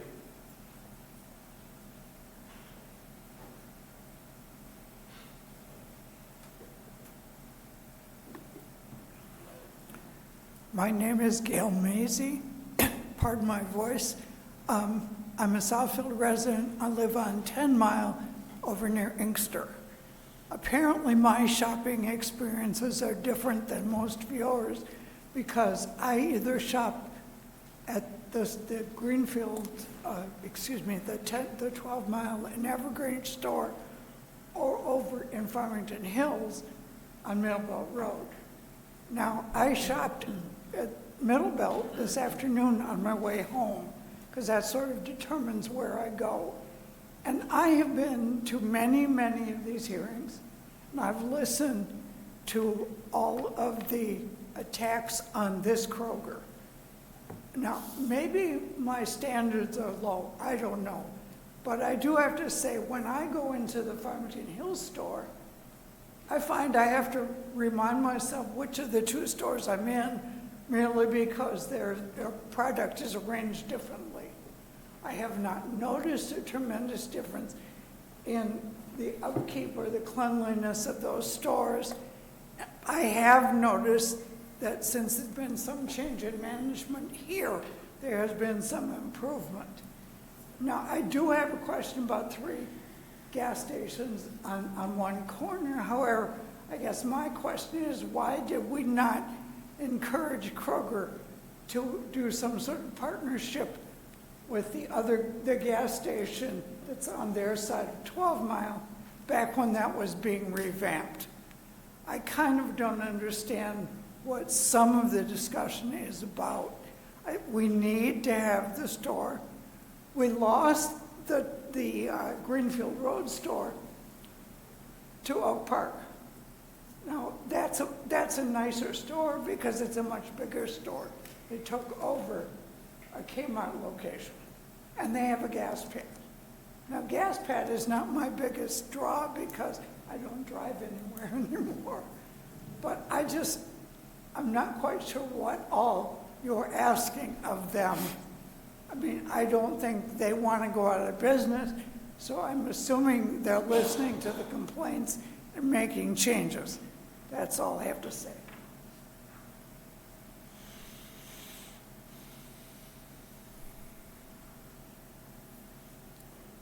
I'm Bridget Greer, Southfield resident all of my life.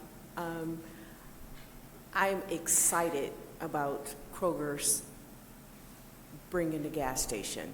I think that if they do what they're supposed to do, fix up the store and fix up the actual surrounding parts where the grass, the trees, it would be an asset to our area. I want to make sure that I'm in purchasing, by trade is my degree and where I work, that maybe we can push something in there, that there's milestones that they have to make, that there's some kind of greenery contract or something that to make sure that they keep it looking as nice as the proposal and the rendering that they do. If they do that, it'll be a win-win for all of us. Kroger's has been there, but they have gone down. As my husband stated, we don't shop at Kroger's. I would like to shop at Kroger's. The Kroger's on Woodwards in Birmingham is amazing, and I think they can do the same thing for Southfield. If they agree to do that, it'll be a win-win for all of us.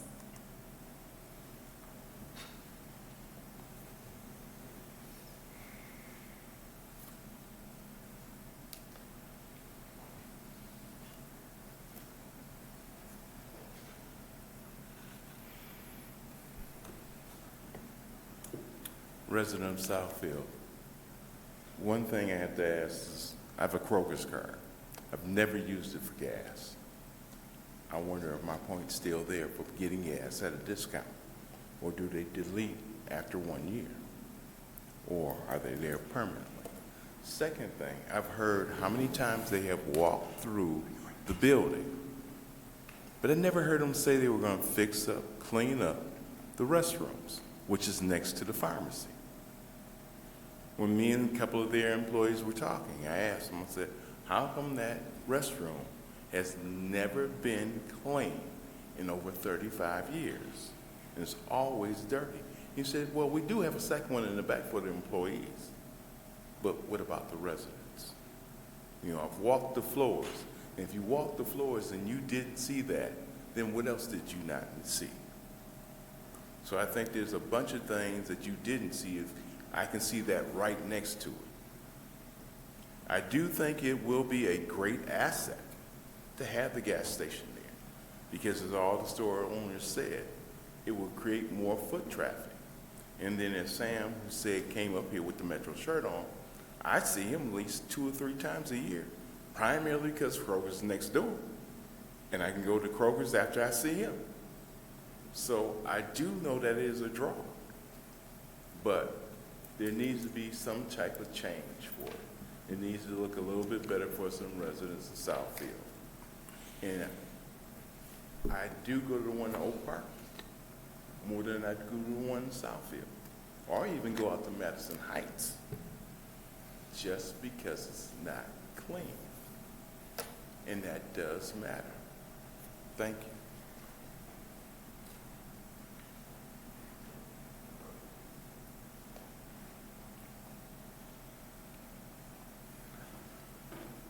Again, my name is Dr. Couture. 8 years, actually, August 19th was 8 years I've been at that plaza. I go to that Kroger every single day.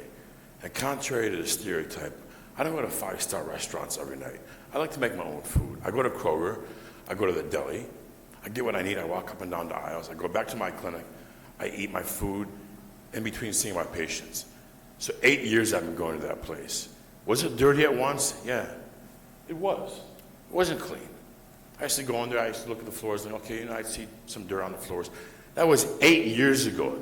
You want to know what's happened in 8 years? We've treated COVID. 25,000 patients I've treated with COVID. We've had 9 presidents, or whatever the hell you want to count, since then. A lot has changed in 8 years. And you know what they've done to that Kroger? When one lady said they changed the floors. They did, okay, maybe that's... But I've seen the freezers change. I pay attention. I've seen the freezers change. I've seen the produce section change. It's a lot cleaner. It's a lot cleaner than it ever was. I understand there's some people who have different standards. One lady said maybe her standards are different than others. Mine are just middle of the road. I'm just happy to go in there and get, someone said about basic needs. Are you kidding me? In America, every other place on this planet, got kids dying in most countries because they can't even get a grain of rice. You can walk into a supermarket and get whatever you want, and it's not up to their standards, their basic needs. What, they didn't have your souffle for that day, you're upset? You know, right now as we're speaking, right now as all of us are speaking tonight, you know there are 2 parents at Children's Hospital watching their kid die of leukemia, and you're upset because they don't have your special kind of brand of food? And in terms of it being clean, you don't go in there every day like I do. And if you do and you still think it's dirty, come to the urgent care. I'll give you an eye exam for free. Have a nice night.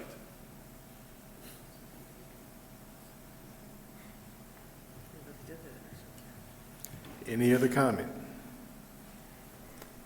Hearing none, the public hearing is now closed. Would representation from Kroger like to come up and address some of the questions and/or comments that were made thus far?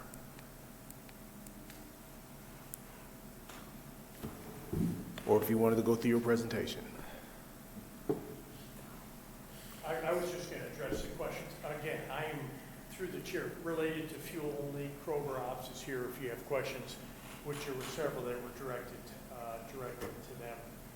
Regarding the landscaping within the fuel station, we have to develop a maintenance agreement. We have sprinklers based note 17 on C1.40, the landscape plan. We have irrigation systems. We have bonds and plants that we have to maintain. So that's part and parcel with our maintenance agreement.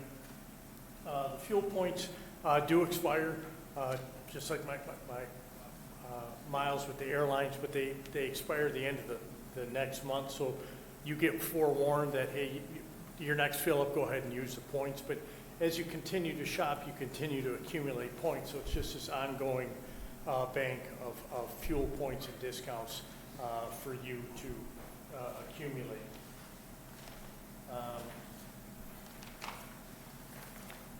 That was it as far as... Through the chair, Well, there was a question about the related to... EV charging stations. Yeah, the EV charging stations, that's a Kroger Ops question, but I can tell you from Fuel Ops, we wouldn't put the EV chargers in the petroleum station only because that's a longer function.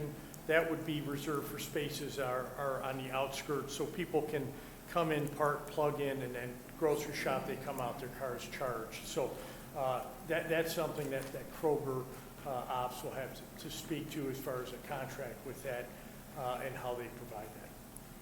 Well, there were some questions related to distance of fuel stations. Through the chair, every fuel station is different for Kroger because we're trying to place them in grocery stores. Some are mid-lot and aren't adjacent to it. Others are, this is landlocked. There's no curb cuts from the roads to get onto this fuel station. You have to be in the shopping center to get to it. So it doesn't have that unencumbered access from the right-of-way. So that's different. The branded gas shoppers and Kroger fuel shoppers are different people. That we don't compete with them. We're there as a category and a benefit to our customers. So we'll land wherever we can in our parking field, not to harvest parking or take that away from our patrons so they have to walk too far. If it's adjacent to another fuel station, we're not looking to compete with branded fuel. We're looking to offer a service to our customers. So wherever that may be, in this particular circumstance, we have a closed bank that is perfectly sized and continuous with our parking lot, that we're going to raise the bank and put a fuel station there. And, you know, Kroger's a long-term operator. It'll work together, part and parcel. And it really doesn't bother us if there's other fuel stations, because that's not who we're competing with. So there was a question brought up by the lady who's about to leave regarding, have you explored any partnerships or purchase of one of the existing gas stations on that corner? Well, being a very risk-averse company, buying existing gas stations and legacy muster sites where they may have had releases, we purchase and lease properties that are clean and unencumbered and haven't been fuel stations before. It's a persnickety business to take over an existing fuel station. Now, they do have co-branding with Shell, up to 10 cents a gallon in their contracts in the past. So they do look to offer, and that's to build brand identity and convenience for our shoppers. So they have done co-branding, but as far as taking over existing fuel stations or individual partners, those are all national contracts or regional contracts that are negotiated at this level. Does that answer the question? Well, I would ask if that answered her question, but sure. There was another question related to, there was discussion prior related to, you typically use your fuel station to help fund and make improvements to the store that is tied to. Is there an anticipated revenue that would help, that you anticipate making, that would help facilitate remediation or improvement of the store? Through the chair, that's going to be a two-part answer. One from fuel design. I have seen direct correlations between installing a fuel center and future improvements to the store, just because traffic and partnership between the fuel station and the grocery store grows that business, and that allows for that. What that allows for is a Kroger ops question. That's not me. I just know that there's a direct correlation. I'll say 8 Mile and Gill is part and parcel. We did that fuel station a few years later. That store was expanded and redone. I make no representation that that's what's going to happen here, but it does happen. But you do have, for the fuel station solely, you do have an expected margin that you're trying to earn. That shouldn't have to be anything to do with the store, that answer, right? Hello. Okay. Caleb Stevens, 11480 Plaza Drive, Michigan. I'm the Division Fuel Manager for the Company of Michigan, the Kroger Company of Michigan. I can't share specific numbers on the projections for this site for confidential reasons.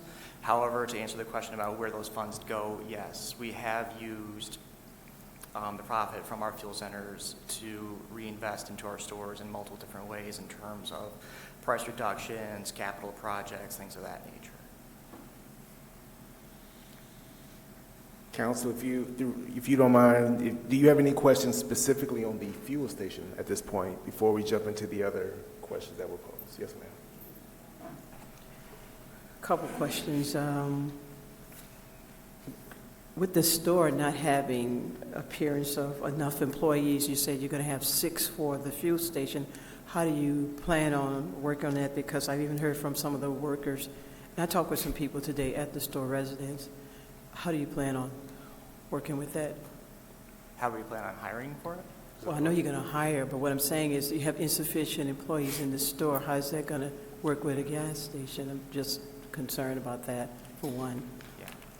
So we would follow our regular bid process in terms of, we wouldn't necessarily pull from the store, if that's what you're thinking might happen.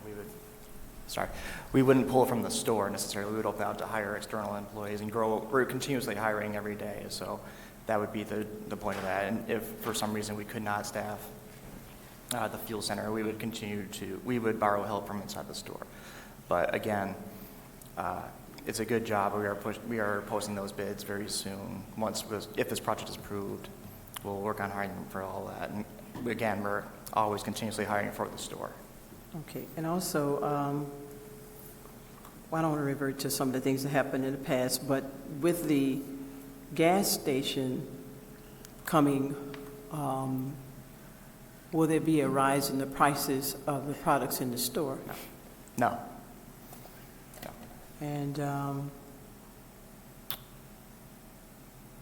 again, we talked about the gas station closing, the store closing, and someone made that statement, if the gas station doesn't happen. No, there is no intent to close the store if we do not get a fuel center. That's not a statement that Kroger has made. Okay, with the co-branding, why was that not an option? Because of the I think you said 192 spaces. Why wasn't that an option with some of the stores nearby? Because I think the co-branding is really good for getting the name out to some of the existing gas stations. Why wasn't that looked at as Those contracts are looked at a national level, as our representative already said. So we do have an existing one with Shell for some participating locations, but that is not something that we can do at a specific location by location basis. We have to reach out and negotiate on a very high level for that. That's okay. why. In all my research, I couldn't find with the stores that are closing in Michigan how many had gas stations. Do you know that? Yes. I don't know the exact number, but we have not, it's been many years since we closed a site that had a fuel center. And I can say that the stores that have been closed, the vast majority did not have fuel centers. And the ones that have been remodeled and expanded, as we've been alluding to these last few meetings, the majority have had fuel centers. I don't really understand what you're saying, but okay. So you haven't had any stores that close that have gas station? We have in the past, yes. In Michigan? In Michigan, yes. In recent? Yes. Okay, that's a concern too. When I went to the store today, I did see some improvement in the store. We'll say that the floors are up. So somebody said they got new floors. It's not new floors. I think it's concrete, which you're getting new floors, right? Is that correct? Yes, which is that's good correct. too. And I'm just going to say, I talked to some residents today. I talked to 3 people, one African-American male, African-American female, and a Caucasian. I'm saying this because I wanted to hear what they had to say. And this is a sentiment that has been said. I'll go there if I have to get certain things, but it's not the store that I can go to get all of it because they don't have everything that I need. Okay, the one, and everyone shared the thing about the cleanliness. The other person said that Birmingham stores cost more. She lives in Southfield, but she goes to this store only if she has to, and the other store she goes to is further, I think, Lasser. I'm saying this because if you're talking points, you have to shop to get points. You have to spend money to get points. If you don't spend money to get points, you can't get the money off the gas. So if you're not going to your store to get I think any person that would shop, I don't get 2 or 3 items from one store and then travel all around to get the other somewhere. I like to have it at that store, and that particular store has downsides on the things that I buy there. I'm just one person, but I'm just saying, I'll be honest, I don't get my gas there, and I don't really deal with the points there because of the expiration, for one. But I'm just saying, all of these things play into the part with that. And you're talking about residents who live in that area that are saying they have to go other places. And like someone said about the percentages that someone else makes, if 7% still, I'm not saying it's not bad, but we're talking, that's a cost that people have to spend. I know I'm being long here, but let me say what I have to say, because there are residents that weren't here today to speak that live in that area that really were not for this, because it seems as though the cleanliness came when we were forcing you all to clean up that store. And that's, I think, what you need to realize. And what they're saying is, now is that going to still happen? So if you're talking about the store not being clean and the gas station, this has nothing to do with people being poor in another state or, someone being sick, but it's just about responsibility. And that's the things I think that we need to look at more than anything. Yes, absolutely. And my colleagues behind me will address those points as we get further along here. I'm here for the fuel operation only.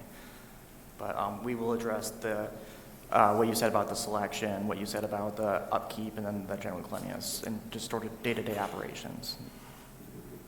But right now, I'm just up here if you have any questions for the fuel operation itself. Councilman Brightwell and Councilwoman Banks. I think I have a very simple question, and I'm not sure it's been answered. But how many employees do you have, and how many of the employees live in Southfield? Kunal Bardwaj, store manager for Southfield. I'm a Farmington resident. Not to say, I don't have a big following with Southfield. Both of my kids were born in Southfield. My wife still works at Southfield Providence Hospital. I have a total of 110 associates. 40 of them are from Southfield. How many? 40. Okay, good. I'm supportive of this. One of the reasons I'm supportive of it is because I'm afraid of a food desert. I've heard terms mentioned about certain communities, and if you leave, that area becomes a food desert. And I think that the demographics for that whole, within 5 to 25 mile or 10-mile radius, it's a very good neighborhood. I've walked that neighborhood as a politician seeking votes, and the people brought me into their home and talked to me and those kind of things. But you've answered my question. Also, I had something about EVs, but that was answered also. I'm supportive of this primarily because I don't want to see that community become a food desert. Thank you. Thank you.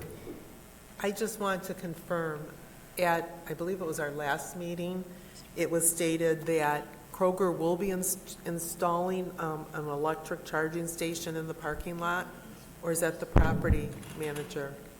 I know there was discussion on electric charging, and I thought someone said 1, possibly 2 were going to be installed.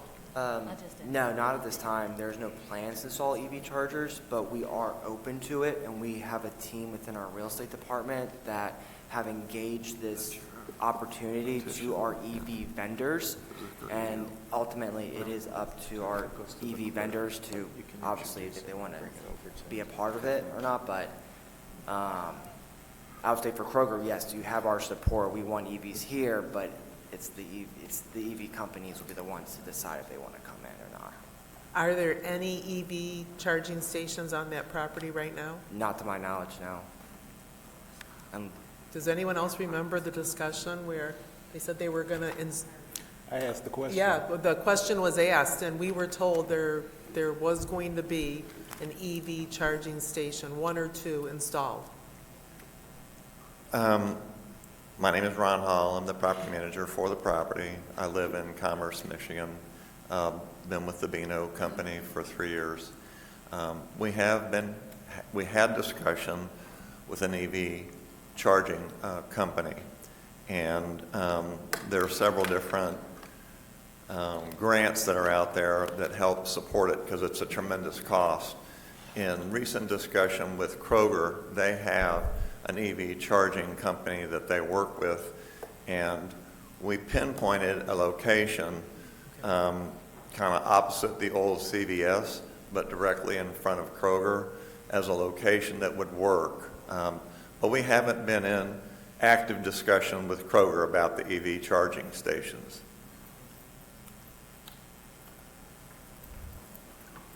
Okay, that's not what I remember, but it's all right.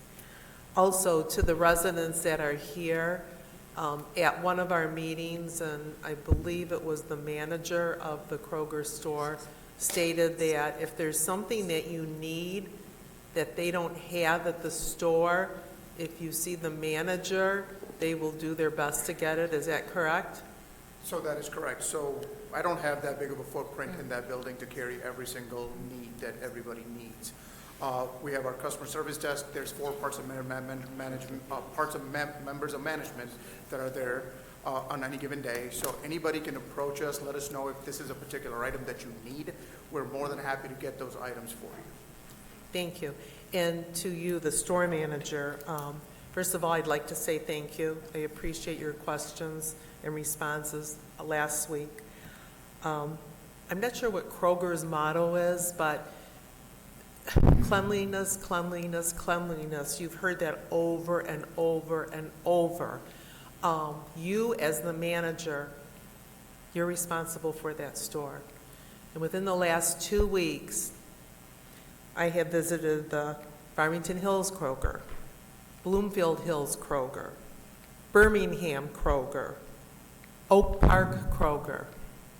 And I have to say, I'm not sure what Kroger's motto is, because I was not impressed with any of the stores.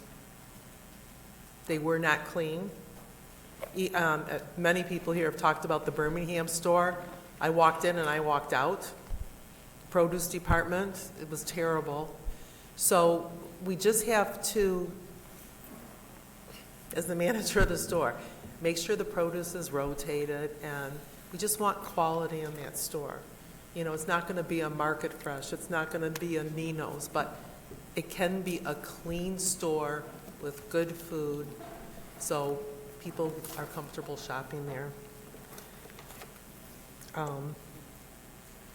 And again, I just don't understand why. There's a store in New Albany, Indiana. It's a Kroger. It's absolutely beautiful. I just don't know why we don't have it in this area.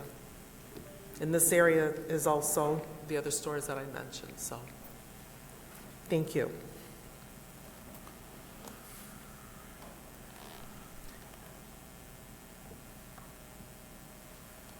Would you like to address some of the other questions? I'm sorry, Mr. Mayor. Go ahead. Again, I favor this, and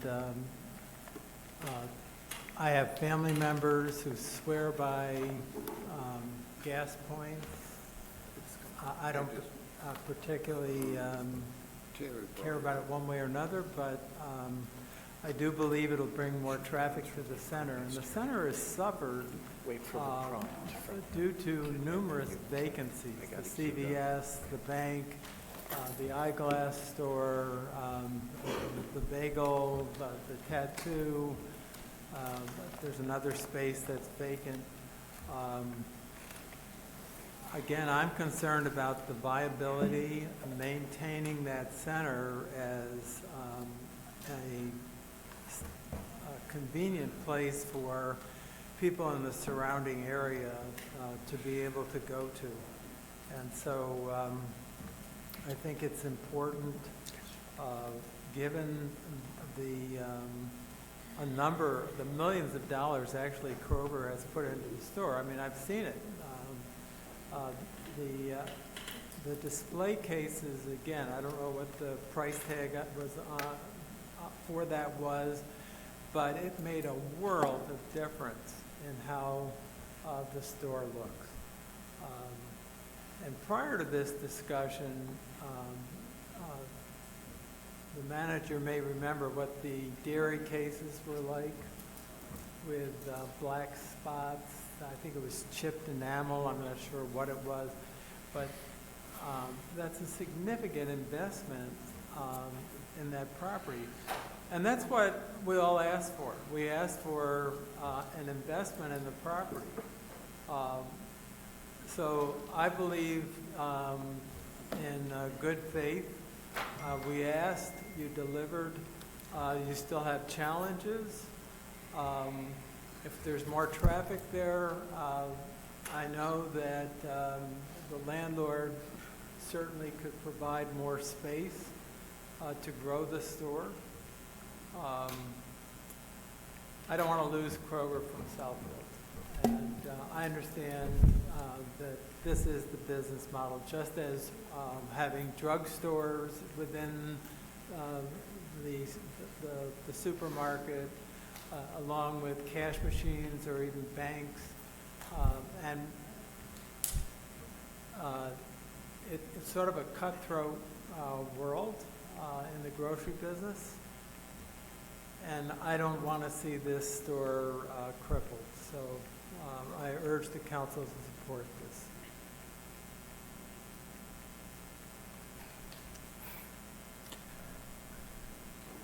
One final comment, thank you. I delivered to the secretary over 125 petitions signed by customers at the center, 90% of which live in the city of Southfield, that would like to see a Kroger Fuel Center. In addition, 16 different store owners signed the petition citing to me that they really need the Kroger Fuel Center to increase traffic to their businesses. Some of them were struggling. As you know, a number of our tenants moved out. The Bagel Store, America's Best, the Tax Source, and we've been able to accommodate additional stores. Chip Cookie came in, and John Cleary with Cleary Eyes came in. A number of the store owners were here this evening to present to council the real need for the improvement, continued improvement of the center. Kroger has done and is doing a tremendous amount to improve the store, and I've been in discussion, and the senior vice president with real estate who spoke last week and the previous council meeting passed out his business card and said, if anybody wants or needs additional product, if they can accommodate it, they will. Kroger's done everything that they changed the entire store, the refrigeration, the counters, the fruit area. They're going to remove the entire tile floor, which needed to be done, and I was an advocate of them doing it for some time, but they went, instead of with tile, they improved it significantly by polishing the floor. Let me. Actually, before you go too far, I have to allow our councilman to pose this question. Thank you. It's not necessarily a question, more of a comment. Listening to both, the residents as well as my colleagues and some of the answers, I know a few years ago we had issues with the shopping center. Shopping center has been fixed up. I was actually at the Kroger store last night. I did notice improvements. I know there's other Kroger stores that I generally go to that I can't buy ice cream because it's melted even before I get to a cash register. But that's a whole, that we're not talking about that Kroger store, although it is annoying. But, I hope that the improvements that Kroger is making now is not an attempt to get the fuel station. Should it pass and you get a fuel station, no, we're not going to see any more improvements. We appreciate the improvements. I'm sure the residents and the shoppers appreciate the improvements. I think there's always room for improvement in any business, in any organization. I mean, many of us, probably all of us up here, ran to be elected officials because we saw some type of improvement that we could make within the city. So I think there's always room for improvement, but I just hope that it's continuous and it won't just stop should this happen. And if it doesn't pass, then I hope you still continue to make improvements in the store. As you mentioned, it's not on the table to close it should this not pass, but I just hope that you continue. I was there last night. There were improvements that were done. You could see that the floor is cleaner. I know it's still a work in progress, but I did notice that. It was late on a Sunday, so I'm not expecting everything to be perfect. There were items that I could not find because you could see on the shelf they were out. Hopefully that's a good sign. The parking lot was pretty busy, so I'm really hoping that the improvements that we've asked of you, the improvements that you're making are not just a bait and switch. That's my comments. Thank you. Through the chair, they do have an updated presentation addressing these specific issues with the store. I wanted to make sure that the council had addressed the conditional zoning and the fuel station before we got into this, but since there's a number of questions now dealing with the store, I would ask them just to give them a few minutes to present this part, and then we, you can wrap it up one way or the other. And if I may, I just want to add one other thing, with the fuel station, just like the mayor mentioned, there's lots of people who swear by the Kroger fuel or Costco fuel, and that's great. And I think part of our concern is, if we allow the fuel station, will it fall into that same deterioration as the store has? Now, I'm hoping, again, everything's going to continue to look beautiful and make that shopping center thrive and be great. But I think that's some of the feelings that at least what I'm hearing this evening is some of the fears that people have. Want me to go through my presentation? Please? Real quick. Okay. To what Councilman Mendelbaum said, I hear the residents and they want a fuel station, and I think that's great. I guess my concern is when you have fuel stations, what do people do when they get gas? They throw away everything out of their car. They use those garbage cans. I've seen the garbage cans in front of the store that aren't emptied on a regular basis, and then the trash is strewn all outside in the parking lot. So now you're talking about, 10 pumps, right? And so 9 times out of 10, you'll have about 4 trash cans and then 1 at the door. And what happens if we have trash strewn? I guess it's your track record for me, right? And this isn't the first time this has come before this council. I wasn't a member of the council, but I remember the conversation quite vividly because my parents live in that neighborhood, and that's the Kroger I've grown up using. I guess my biggest thing is your consistency. I love that you're doing all this now, but I do agree. Is it because it's a means to an end? And what about preventative maintenance, and what about sustainability and all of those other things? I don't think that you have the trust of many of us to actually follow through on that, which is why I voted no on the first issue, because I don't trust that you're going to be consistent. You're going to get what you want, and then what happens? And so I just wanted to make it very plain that it's not that the gas station won't be a good thing. It's the fact that consistently, are you going to clean up the trash that ends up from over there? Are you going to keep your pumps out? Are we going to start seeing little gas things saying pump 1 down, pump 2 down, and then it takes a month for them to get back up? Because that's what we've seen at the store. And so if the gas station is an extension of the store, then what should I expect, right? But I know you have a presentation, and I'd like to give you the time to present it. I worked hard on these slides. I'm glad I get to present them now. No, I thank you all for your time. We hear what you're saying, and I understand that we need to gain your trust back. We don't set out there to run a certain store worse than other stores. The store is shopped hard, and they're working to address the issues as quickly as they can. My name is Garrett Foley. I'm the construction manager for Kroger. My address is 40399 Grand River Avenue, Novi. I come in to change out the cases and do different improvements. So part of this presentation is kind of going through what we've done here. I know you guys don't always see it, but we haven't been neglecting this store. The funny thing about this is, we have 120 stores. We try to rotate through, doing remodels on them. This store, we try to get to every store 5 to 7 years. This one, as odd as it sounds, got delayed a little bit more because of the fuel center, because the hope was we get the fuel center, it'll make the numbers look better, because that's another thing, is that each store stands on its own.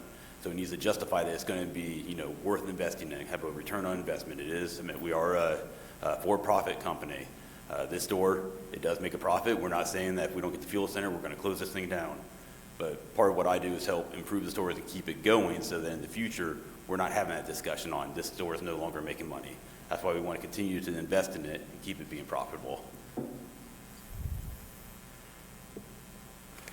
So some of the things that we've gone through, I'll go through this briefly. In 2018, we did a remodel here, $1.6 million. We had new decor in there, new floral department. We touched various departments through that one. Then in 2019, $300,000 on adding pickup and 6 new self-checkouts. In 2022, $248,000 on putting doors on the medium temp cases for energy savings, and also replacing the recycling machines. 2023, $36,000 buying new shopping carts. 2024, a little over $1 million on replacing the HVAC, frozen food doors, and the entire refrigeration system. Being an engineer, I always just stress how important that is. That customers don't always see that, but that's the heart of the store right there, that refrigeration system. And us investing in that, that's a very big investment for us. So then more recent, we got 25. So that's a lot of the case replacements that you're seeing. Just shy of $1 million, replace cases, replace shelving, updated shelving, new exterior signage, and also paint. This year we replaced the auto entrance doors, and then we're currently working on converting the floors to polished concrete. So with those investments I just went over, I mean, we're just around $5 million that we've invested since 2018. Then quickly just going through some of the pictures, you see the new signage up there. We repainted the facade. The landlord repainted the roof there. Our new signage on the monument sign. The right-in only by the current bank area where we're looking at putting our fuel center. The landlord did extend that out further to make it harder to make illegal turn out of there. I know that's been a major concern.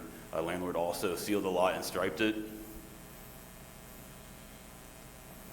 So it's kind of showing the improvements inside the store. We got the new dairy cases, 160 feet of dairy, 36-foot island case,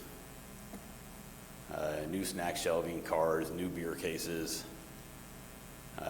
In produce, we have the new tables, the 44 feet of cases new. And deli, we had new service deli, new bakery fixtures, new seafood and meat islands, frozen cases. Now, all these you'll see on the floor, all these, the floor will be removed on all these and going to polished concrete. So then this kind of shows the work in progress, taking up the concrete. If you've been in the store, it's a slow process. Working at night, it just takes a long time to do this, moving the shelving, getting under it.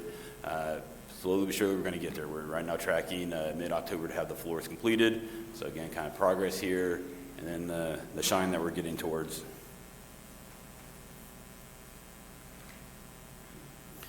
So then, talking about what we're going to do in the future. Again, this is always contingent on how well the store is doing. That helps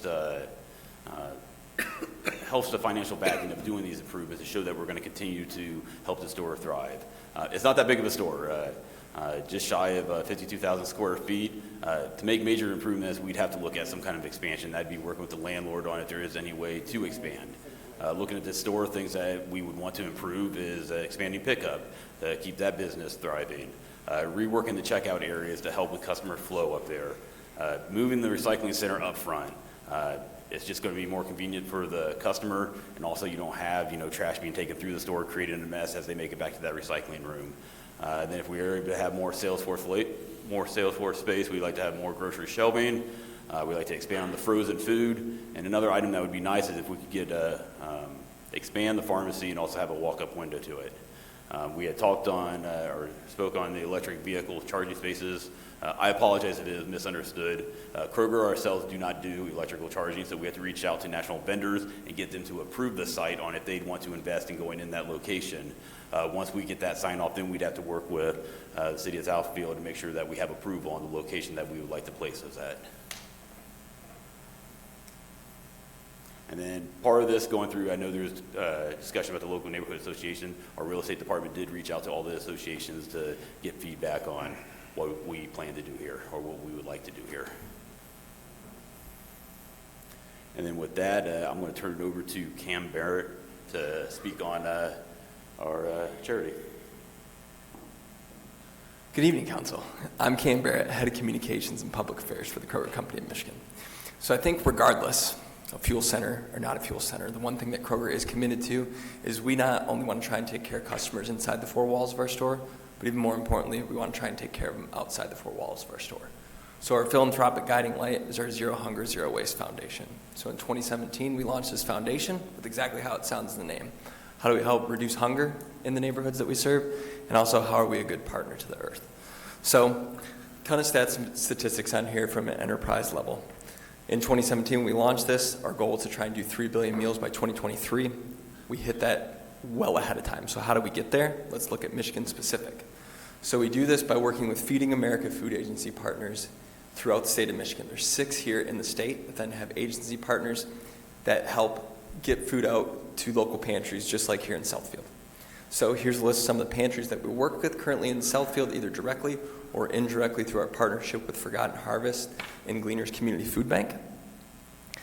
Let's take a look at some of the impact that we have made here. So when you think about Kroger, what we do from a community standpoint is we try to use the resource that we have available to us, whether that's philanthropic dollars, which you can see here both through community donations in kind and our community rewards program. We got over $275,000 that we've donated to the Southfield community since 2019. And then also on the food side of it, if we're not selling that food out the front door to our customers, we then work with our programs in store to make sure that that food either goes to a food bank like a Gleaners, a Forgotten Harvest, or a localized one right here in Southfield. I think the greatest part about my job, though, is anytime that you're able to work directly with the community, identify a need, identify an organization that could be benefit of some of those resources that we do have available. So we had a partnership with the Chaldean American Chamber of Commerce where we packed 500 back-to-school weekend kits for things that kids could easily assemble or eat on their own. So after working with the Chaldean American Chamber of Commerce, we looked to identify a school district that they go to in partnership with them, and Stevenson Elementary was a landing spot for these. So 500 kits delivered right to them, ready for those kiddos in the weekend. So again, fuel center or not, community is important to us. And we want to continue to look to build relationships in this community and the other 120 communities across the state. So if there's ever anything that I can do from my end in the food insecurity space or just the community greater as a whole, I am open ears. I will leave everybody with my contact information to make sure that we're feeding the human spirit on our end. Well, I know we're just running a little long. You guys all know what our property taxes are and sales taxes are. So I'll go ahead and keep things moving here, save us on some time.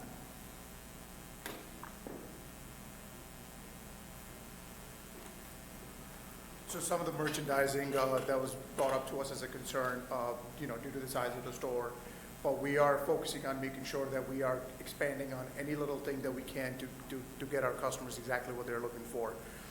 So for instance, we have about 6 feet of organic foods that we brought into the store just to make sure that, our customers can get.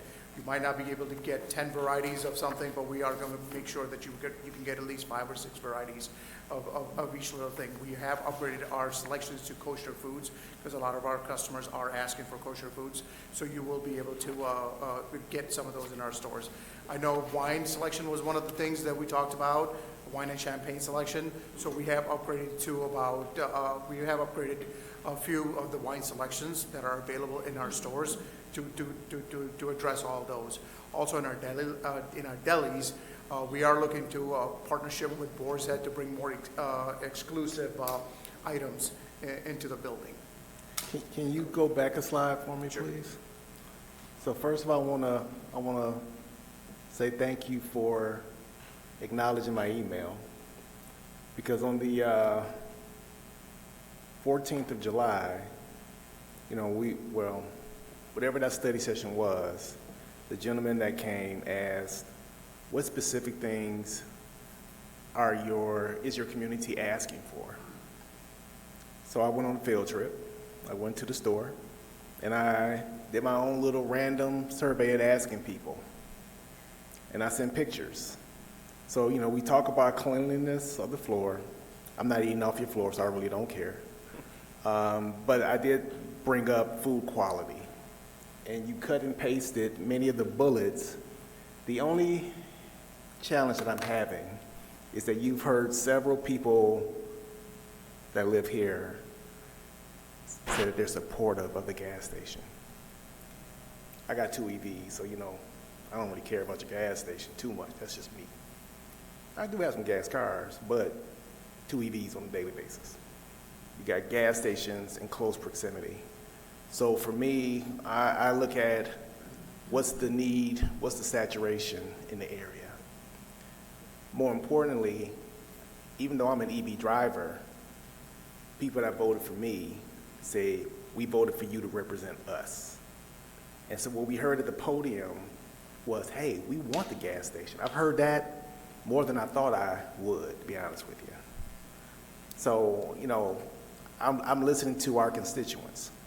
But when I see words like possible and changes being evaluated, not saying that, I'm mandating that you accommodate the ask of our constituents, but they are looking at us to say, you're our voice.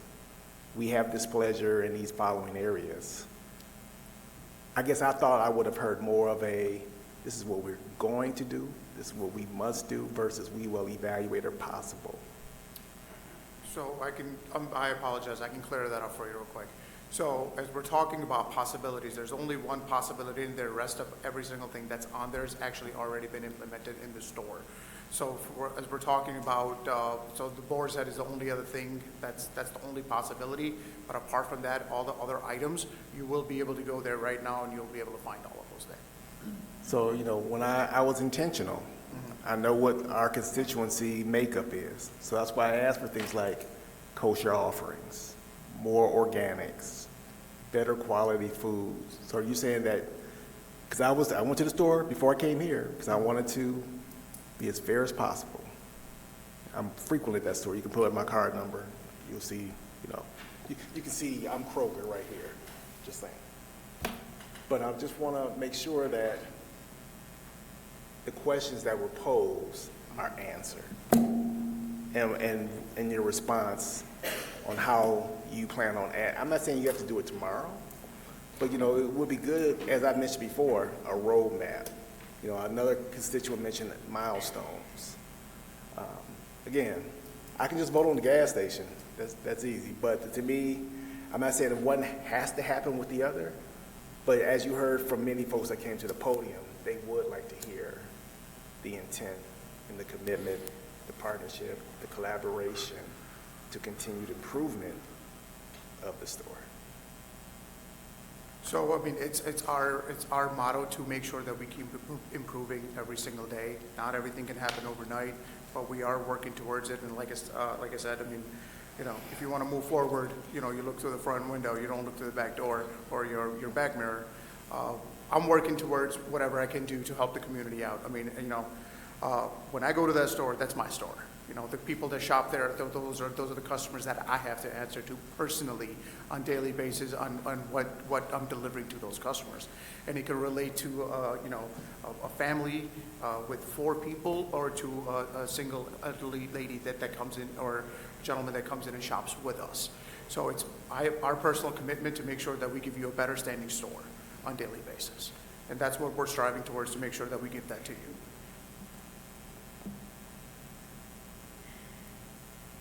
Yes, ma'am.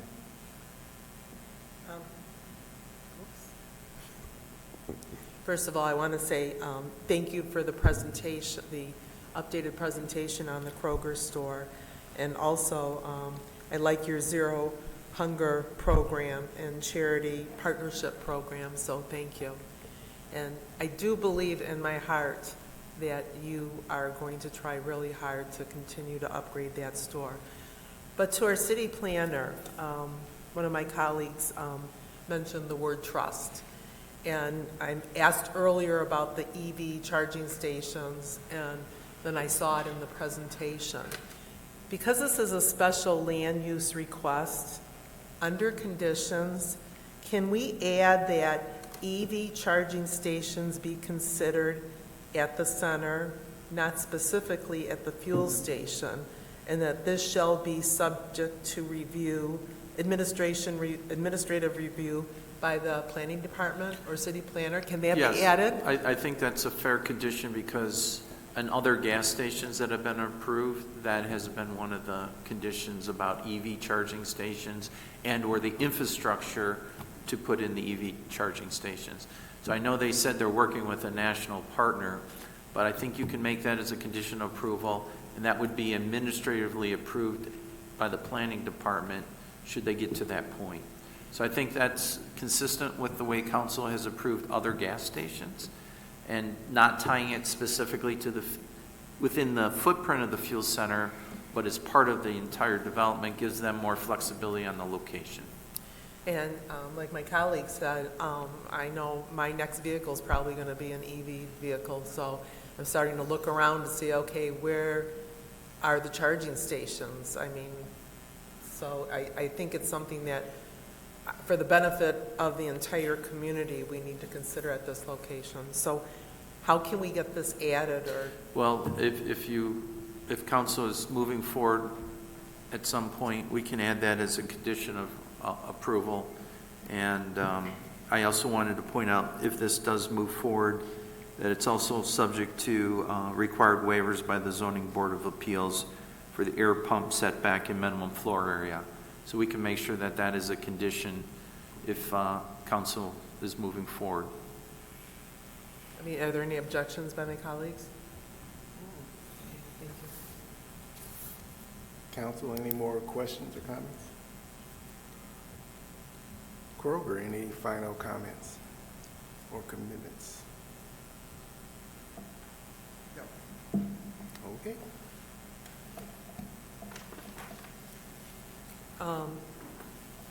Mr. Chair? Yes, ma'am. Yes, I would like to make a motion that we approve the special use request of the Kroger Company of Michigan to construct and operate a gas station at 19991 West 12 Mile, Southfield, Michigan, with the condition and approval. You want me to add this here? Yes, so this is the proposed resolution. We would just add an item H regarding adding an EV charging station somewhere to the shopping center, subject to administrative approval by the planning department. Okay. Support.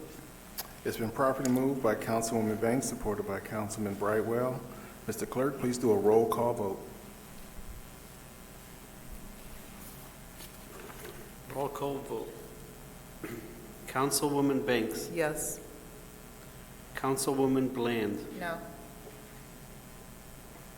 I didn't hear you. No? No, thank you. Councilman Brightwell. Yes. Councilwoman Haynes. No. Councilwoman Pro Tem Hoag. No. Councilman Mandelbaum.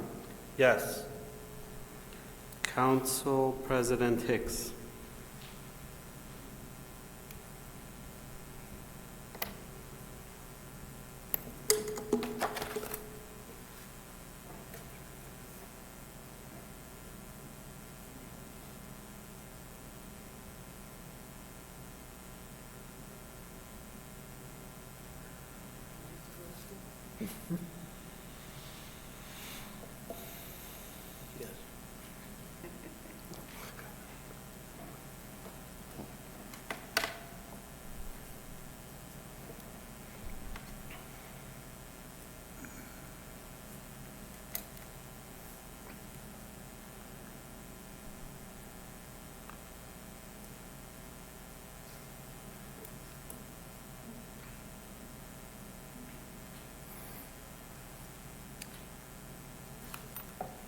Yes, but don't make me regret it.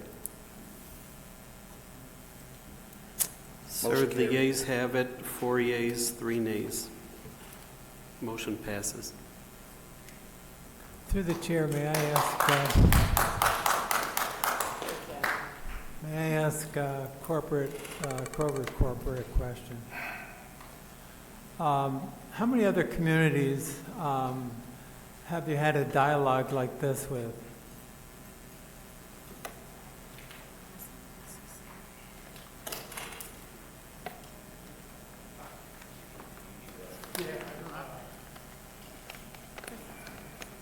Not all, but we certainly appreciate the dialogue because we learn as we go and are trying to continually improve.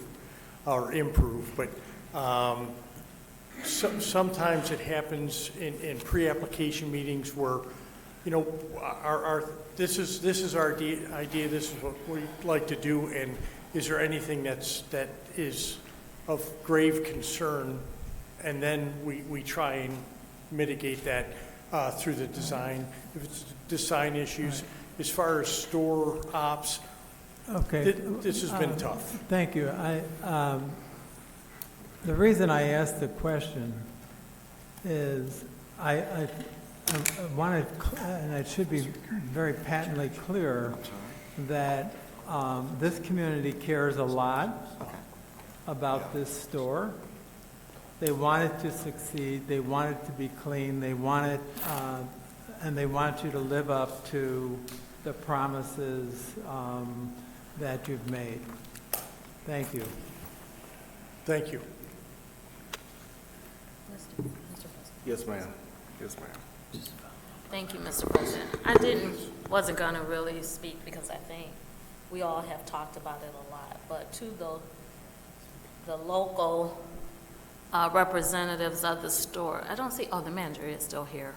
As I stated to you in our COW meeting, that I respect the work that you've done. It was about the gas station, but also with that, when we have an opportunity to come before the decision makers of company to discuss years of issues in the store, we just had to, years of issues. And so we took that opportunity because as you're purchasing food for your family, of course you want the environment to be that clean and all of that. So I wish you all success. No one ever sat up here and said we wanted to see Kroger's closed. That wasn't it. For me, I had issues with possible traffic. We are about to build the largest school in our city just down the street. Well, that's not a good thing if it's congested, sir. It's a good thing for the school, but we have to also make sure that our youth is protected, our seniors, and all of that. So any of us that were navals here, we weren't against you or Kroger's. For me, it was that traffic. Again, the school is going to have elementary, middle school, high school, where we had to do an opening down the street to get around it. So now you're talking another busy intersection. I hope it all works out. What's fair is fair. It passed. But as you heard others say, people came here because there are issues with the store. And I think the president stated last year, or when you went last week, it was crowded. Respect the shoppers there. Truly respect them, because I'll tell you, it did feel like it was kind of doing sort of the things because you're bringing the vote before us. But I'm speaking to you as the leader, not corporate, because as I stated last week, we were disrespected twice, 2 meetings, by people who don't live here, just coming from corporate. So I'm appealing to you as the local person, the one that we're going to come to and expect to, because we've all said, and I said from day one, I have always been a customer of Kroger's to this day. I mean, they're walking out, don't even respect to sit here and listen. But see, they got what they want. This is what it looks like to us. You know, didn't even stay. Well, we could recall a motion. No, it's okay, but I want everybody to see, the manager stayed, you stayed, and I appreciate, but this is exactly what, the owner is gone, and all of that. I hope that what they're displaying now, to not even give the respect to listen, that they'll continue to make the upgrades and the improvements to the store that we deserve here in Southfield. I voted in the affirmative, and Thank I'm thinking I want to bring it back on the table, because that is disrespectful.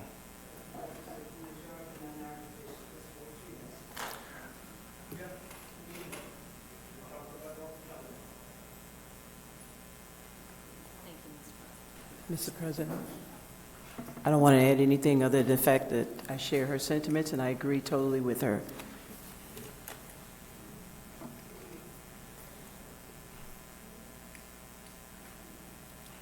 Yes, sir.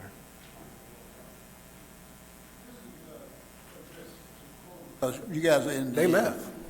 Oh, here they come. Okay. You're in the food business. Sorry, I'm not looking behind me. I don't know who left. Like, Kroger's still here. No, I don't want to show any disrespect, so I apologize for that. No, I said that one, you're right. Or now they come back undone. Do you guys have figures in with respect to the food deserts in America and or Michigan? Because there are pockets where there's nothing but a party store there, and yet it spend 50 cents for a piece of bologna. So do you have any statistics with respect to the food deserts in Michigan or Metro Detroit?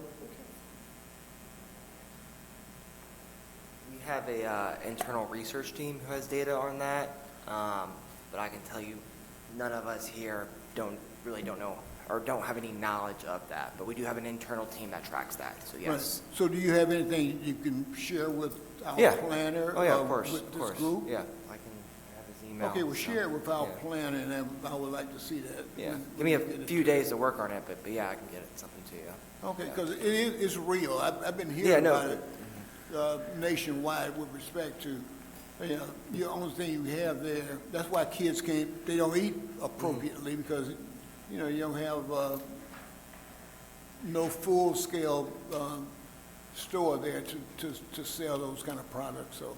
Correct. And I will look forward to seeing that. Thank you. Yeah, of course, of course. So my only ask, now that the vote is done, again, Kroger, the things that were possible and are being evaluated, if you all could please share a roadmap of how you're going to make the vision a reality. Okay. Thank you. Ordinances.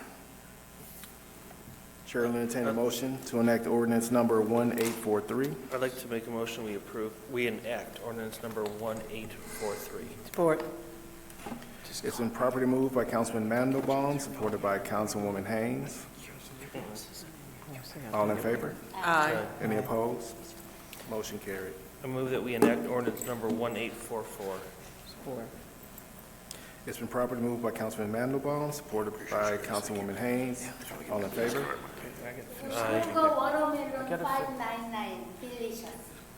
We got to finish this meeting here, okay? We didn't understand none of that. All in favor? Aye. Any opposed? Motion carried. Councilwoman Haynes. Councilwoman Banks, anything this evening? Yes, I would just like to, first of all, this past Thursday, we had Senior Appreciation Day. In addition to the weather being beautiful, the whole entire event, I think it was one of the nicest ones we've ever experienced. I'd like to thank our Parks and Recreation Department, COSA, Police Department, Fire Department, Facilities, and all the support people behind the scenes that put everything up. The food was excellent. We had volunteers that were assisting in distributing the food. In fact, the council members that were there, we were having so much fun. We joined in distributing the food, and the band was fantastic. It was just an absolutely beautiful, perfect evening, and I just want to say thank you to everyone that was involved in making this event extra special this year. Thank you. Councilman Bradwell? This is for veterans, and if you are having any questions about any benefits with respect to the Dingle downtown and/or the Ann Arbor VA hospital, please reach out to me here at City Hall. That's 248-796-5150, and they can put you in touch with me. And also, as I've sort of mentioned before, this is a rare situation for me to be one of the older individuals in my group. When I was always the youngest, so now I'm getting older. And so a teacher once told me, Dan, you should let people know what you've done. So one or two things I've done is for San Marino, I arranged for a $1.2 million grant for that homeowners association that improved their water quality. And also, the the tablets that we have, I initiated the purchase of tablets for every council person. I'm not sure when I did that, probably 2022. 1900. So that's just two things tonight. I'll be letting you know as we go along what I've done. And I was advised to let people know what you've done. And I think, well, in essence, that's enough for tonight. Amen. Thank you. Councilwoman Bland? No. Council Pro Tem Hogue? Thank you, Mr. President. I just wanted to echo the great event we had out on the lawn with the seniors. Thanks and kudos to the Parks and Recreation Department and just all those who came together. Thank you. Councilman Mandelbaum? There's a lot of schools that have started, will be starting this week, starting next week. I just want to remind everyone with all the construction and just in general to please be patient, please plan ahead. Do not pass by school buses. Watch for students who are walking to school or biking to school. Parents, please give your children reflectors if they need it, if they're going to be walking when it starts getting darker in the morning or in the evening. But most of all for the drivers, put the cell phone down. Please be patient. Give enough time and make sure that everyone, including especially those who are pedestrians, can get to where they need to go. It's not worth it to save a minute or two. So please be cautious. Thank you. Councilwoman Haynes? Real quick, a shout out to the Southfield Fire Department and the Southfield Police Department. There was a nice presentation done at OCC. Excellent job in the downtown development area where Molly Lalone is director. We had a great time over there with the residents and also the chief of emergency operation, Mark Jackson. He had a nice crowd of people learning about emergency preparedness.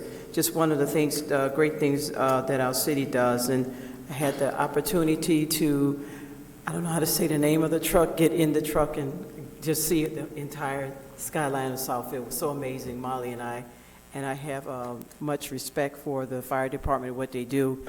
You just have to look into it. I mean, the fact that they can get someone out of a building and have to go down the stairs with a person, just amazing how prepared and trained they are for these jobs. I think it's Lieutenant Savikas and Chris Coleman, who were there to assist us, and it was just really a great job, and just have a lot of respect for what they do. And also, I was coming in to turn in my absentee ballot, and I had a question for the city clerk, and he was able to answer my question regarding my ballot. And as I was leaving out, he told me he was on his way to go to a couple of the precincts, voting precincts, and he asked me, did I want to come along, which I did. And just was a very nice event, just going to the different polls, seeing the people working. So without stealing his thunder, I just want to say thank you to the people that are working, and congratulations on a great job, and for the opportunity of being able to just be there and see our city move forward in, the proper voting and all. And it was really a good thing. I think the people that were working the polls were very excited, about what was going on. They knew the clerk by first name, and they were just, happy to be doing the job. So I just think that this is good to know. And I know that's because of the good work of the deputy, the city, and Gabby and his people and his staff. So just kudos to all of you all for the great job that you've done, and thank you for that. And the, I'm trying to see because I don't have my glasses on today. Yeah, the senior appreciation was amazing. And I kind of said, oh, let's go help. And we did. It was so much fun. And when I got done, I said, it's like feeding the 5,000. And I will say that we have such a great city that there are people that I know that don't live in Southfield that came to this event, because I know them personally, and they enjoyed themselves. That shows you how much we invest in our residents that other people want to be here to enjoy it on the fun that we have. So kudos to the entire Parks and Rec Department, Southfield Police Department, Fire Department, all those vendors that came out to make it a grand occasion. And they were able to provide food for kosher food as well. I know because I saw it, and I think that's a big deal because sometimes we have events like, okay, where's the kosher food? And maybe next time they'll have some chicken because I don't eat hot dogs and hamburgers. But thank you anyway. All right, done. Mr. Mayor. Yes, I just want to share a report that I received last week. As you know, we have numerous sustainability initiatives, and our latest is Make Food Not Waste, which this program, recycling food scraps or food, potato peels, carrot peels, whatever. So the program started in February, and as of last week, 54,000 pounds of food scraps have been collected in Southfield. That's 27 tons. So great effort. Thank you for the residents that are participating in this program. And again, all of that is going to be composted rather than going to a landfill, which, again, is all about sustainability. Thanks. Mr. Deputy Administrator. Nothing to add, thank you. Madam Attorney. Yes, good evening, Council. I had 2 items on the agenda. This is the standard protocol whenever the city of Southfield receives claims that have been filed in the court. And so my request tonight is just to get your authority to take whatever action is necessary to defend the city and its agents and employees in these actions. The first action is Donahue versus City of Southfield, and that's in Oakland County Circuit Court, and it's a sidewalk matter. And then the second one is Nasser Salim, and this involves a traffic crash with one of our EMS trucks.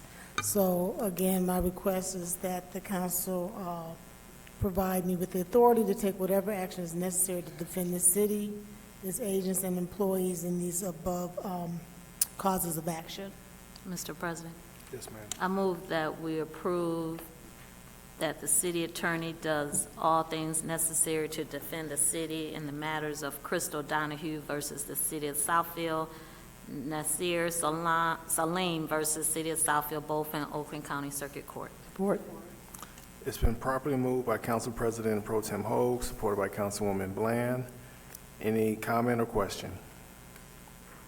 Hearing none, all in favor? Aye. Any opposed? Motion carried. Thank you, Council. Mr. Clerk?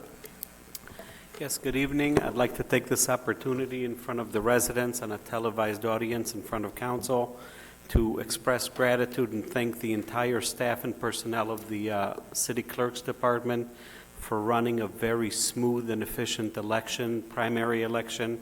My first as clerk, and my staff really stepped up and ran a very smooth election, and we're going to be spending, the deputy and I, the next 3 weeks analyzing exactly what went right, what can be improved so we could implement it.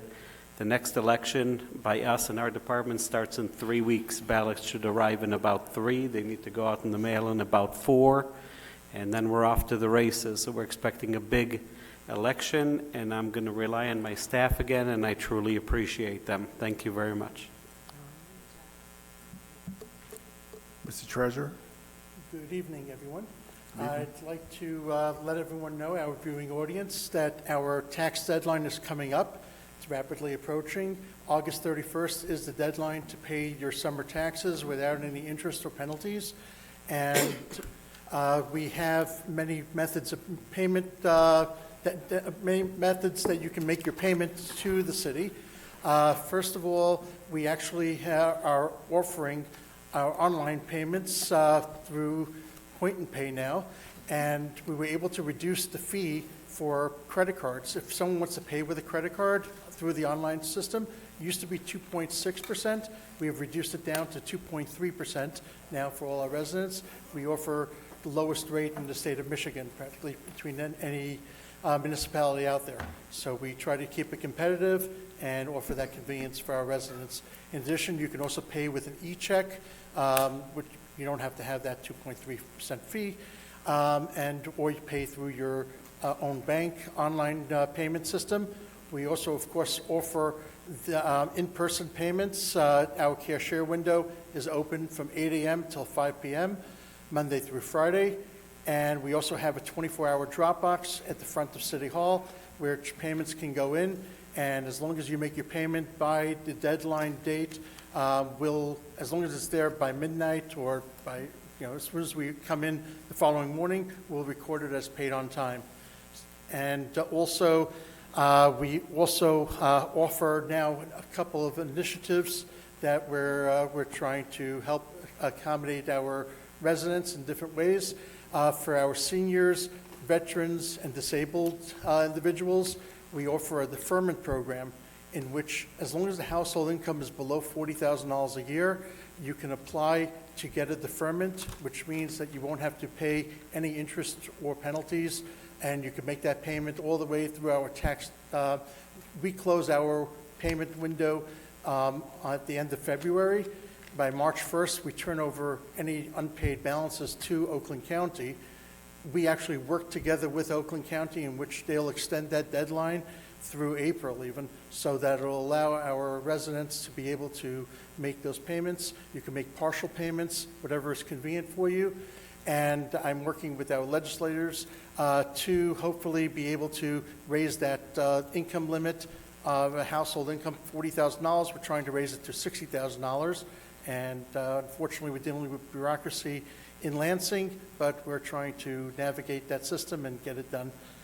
In addition to that, there is a seminar that we're going to be having at the library coming up on Thursday, September 17th, from 6 p.m. to 8 p.m. in conjunction with Vibe Credit Union to help educate people on, especially for people who've had an escrow for all their lives, for the most part, as long as they've owned their house, and they've paid off that mortgage. Now they're stuck with having to write that big check for their taxes. Unfortunately, for many households, it's a tough, it's a large check to write. And so the goal is to save throughout the course of the year, similar to the way an escrow has been set up with your mortgage company. So Vibe is going to work with our residents, whoever wants to. It's a layaway account for the most part to set aside funds to be able to save up for their tax payments. In addition to that, we are also offering that same service through our online system. We have a company which works with us right now, Auto Agent, and they have a program called Equipay, which also will allow residents to be able to set up an escrow account for themselves, save up the funds to be able to pay that mortgage, that tax payment, and that this way it'll comfort that large tax payment. Instead of having to write a big check, you'll have it spread out over 12 equal monthly payments, and hopefully that will allow for a more pleasant experience for our residents. Any questions? I'm happy to answer it, but otherwise, thank you very much, and have a good evening. What's the date again? What's the date again? September. Sorry? It's the 31st, you said? Sorry? No, the event at the library. September The event at the 17th. library is going to be on Thursday, September 17th at 6 p.m. Okay, can you have some flyers for that at the Yes. council meeting? Because I think it would have been a nice thing to have tonight at this meeting for the residents to have, because everybody's not electronic. We have flyers available at the treasurer's counter, and but we'll Okay. make sure to publicize it as well. Okay, thank you. With no other business, meeting adjourned. Good night.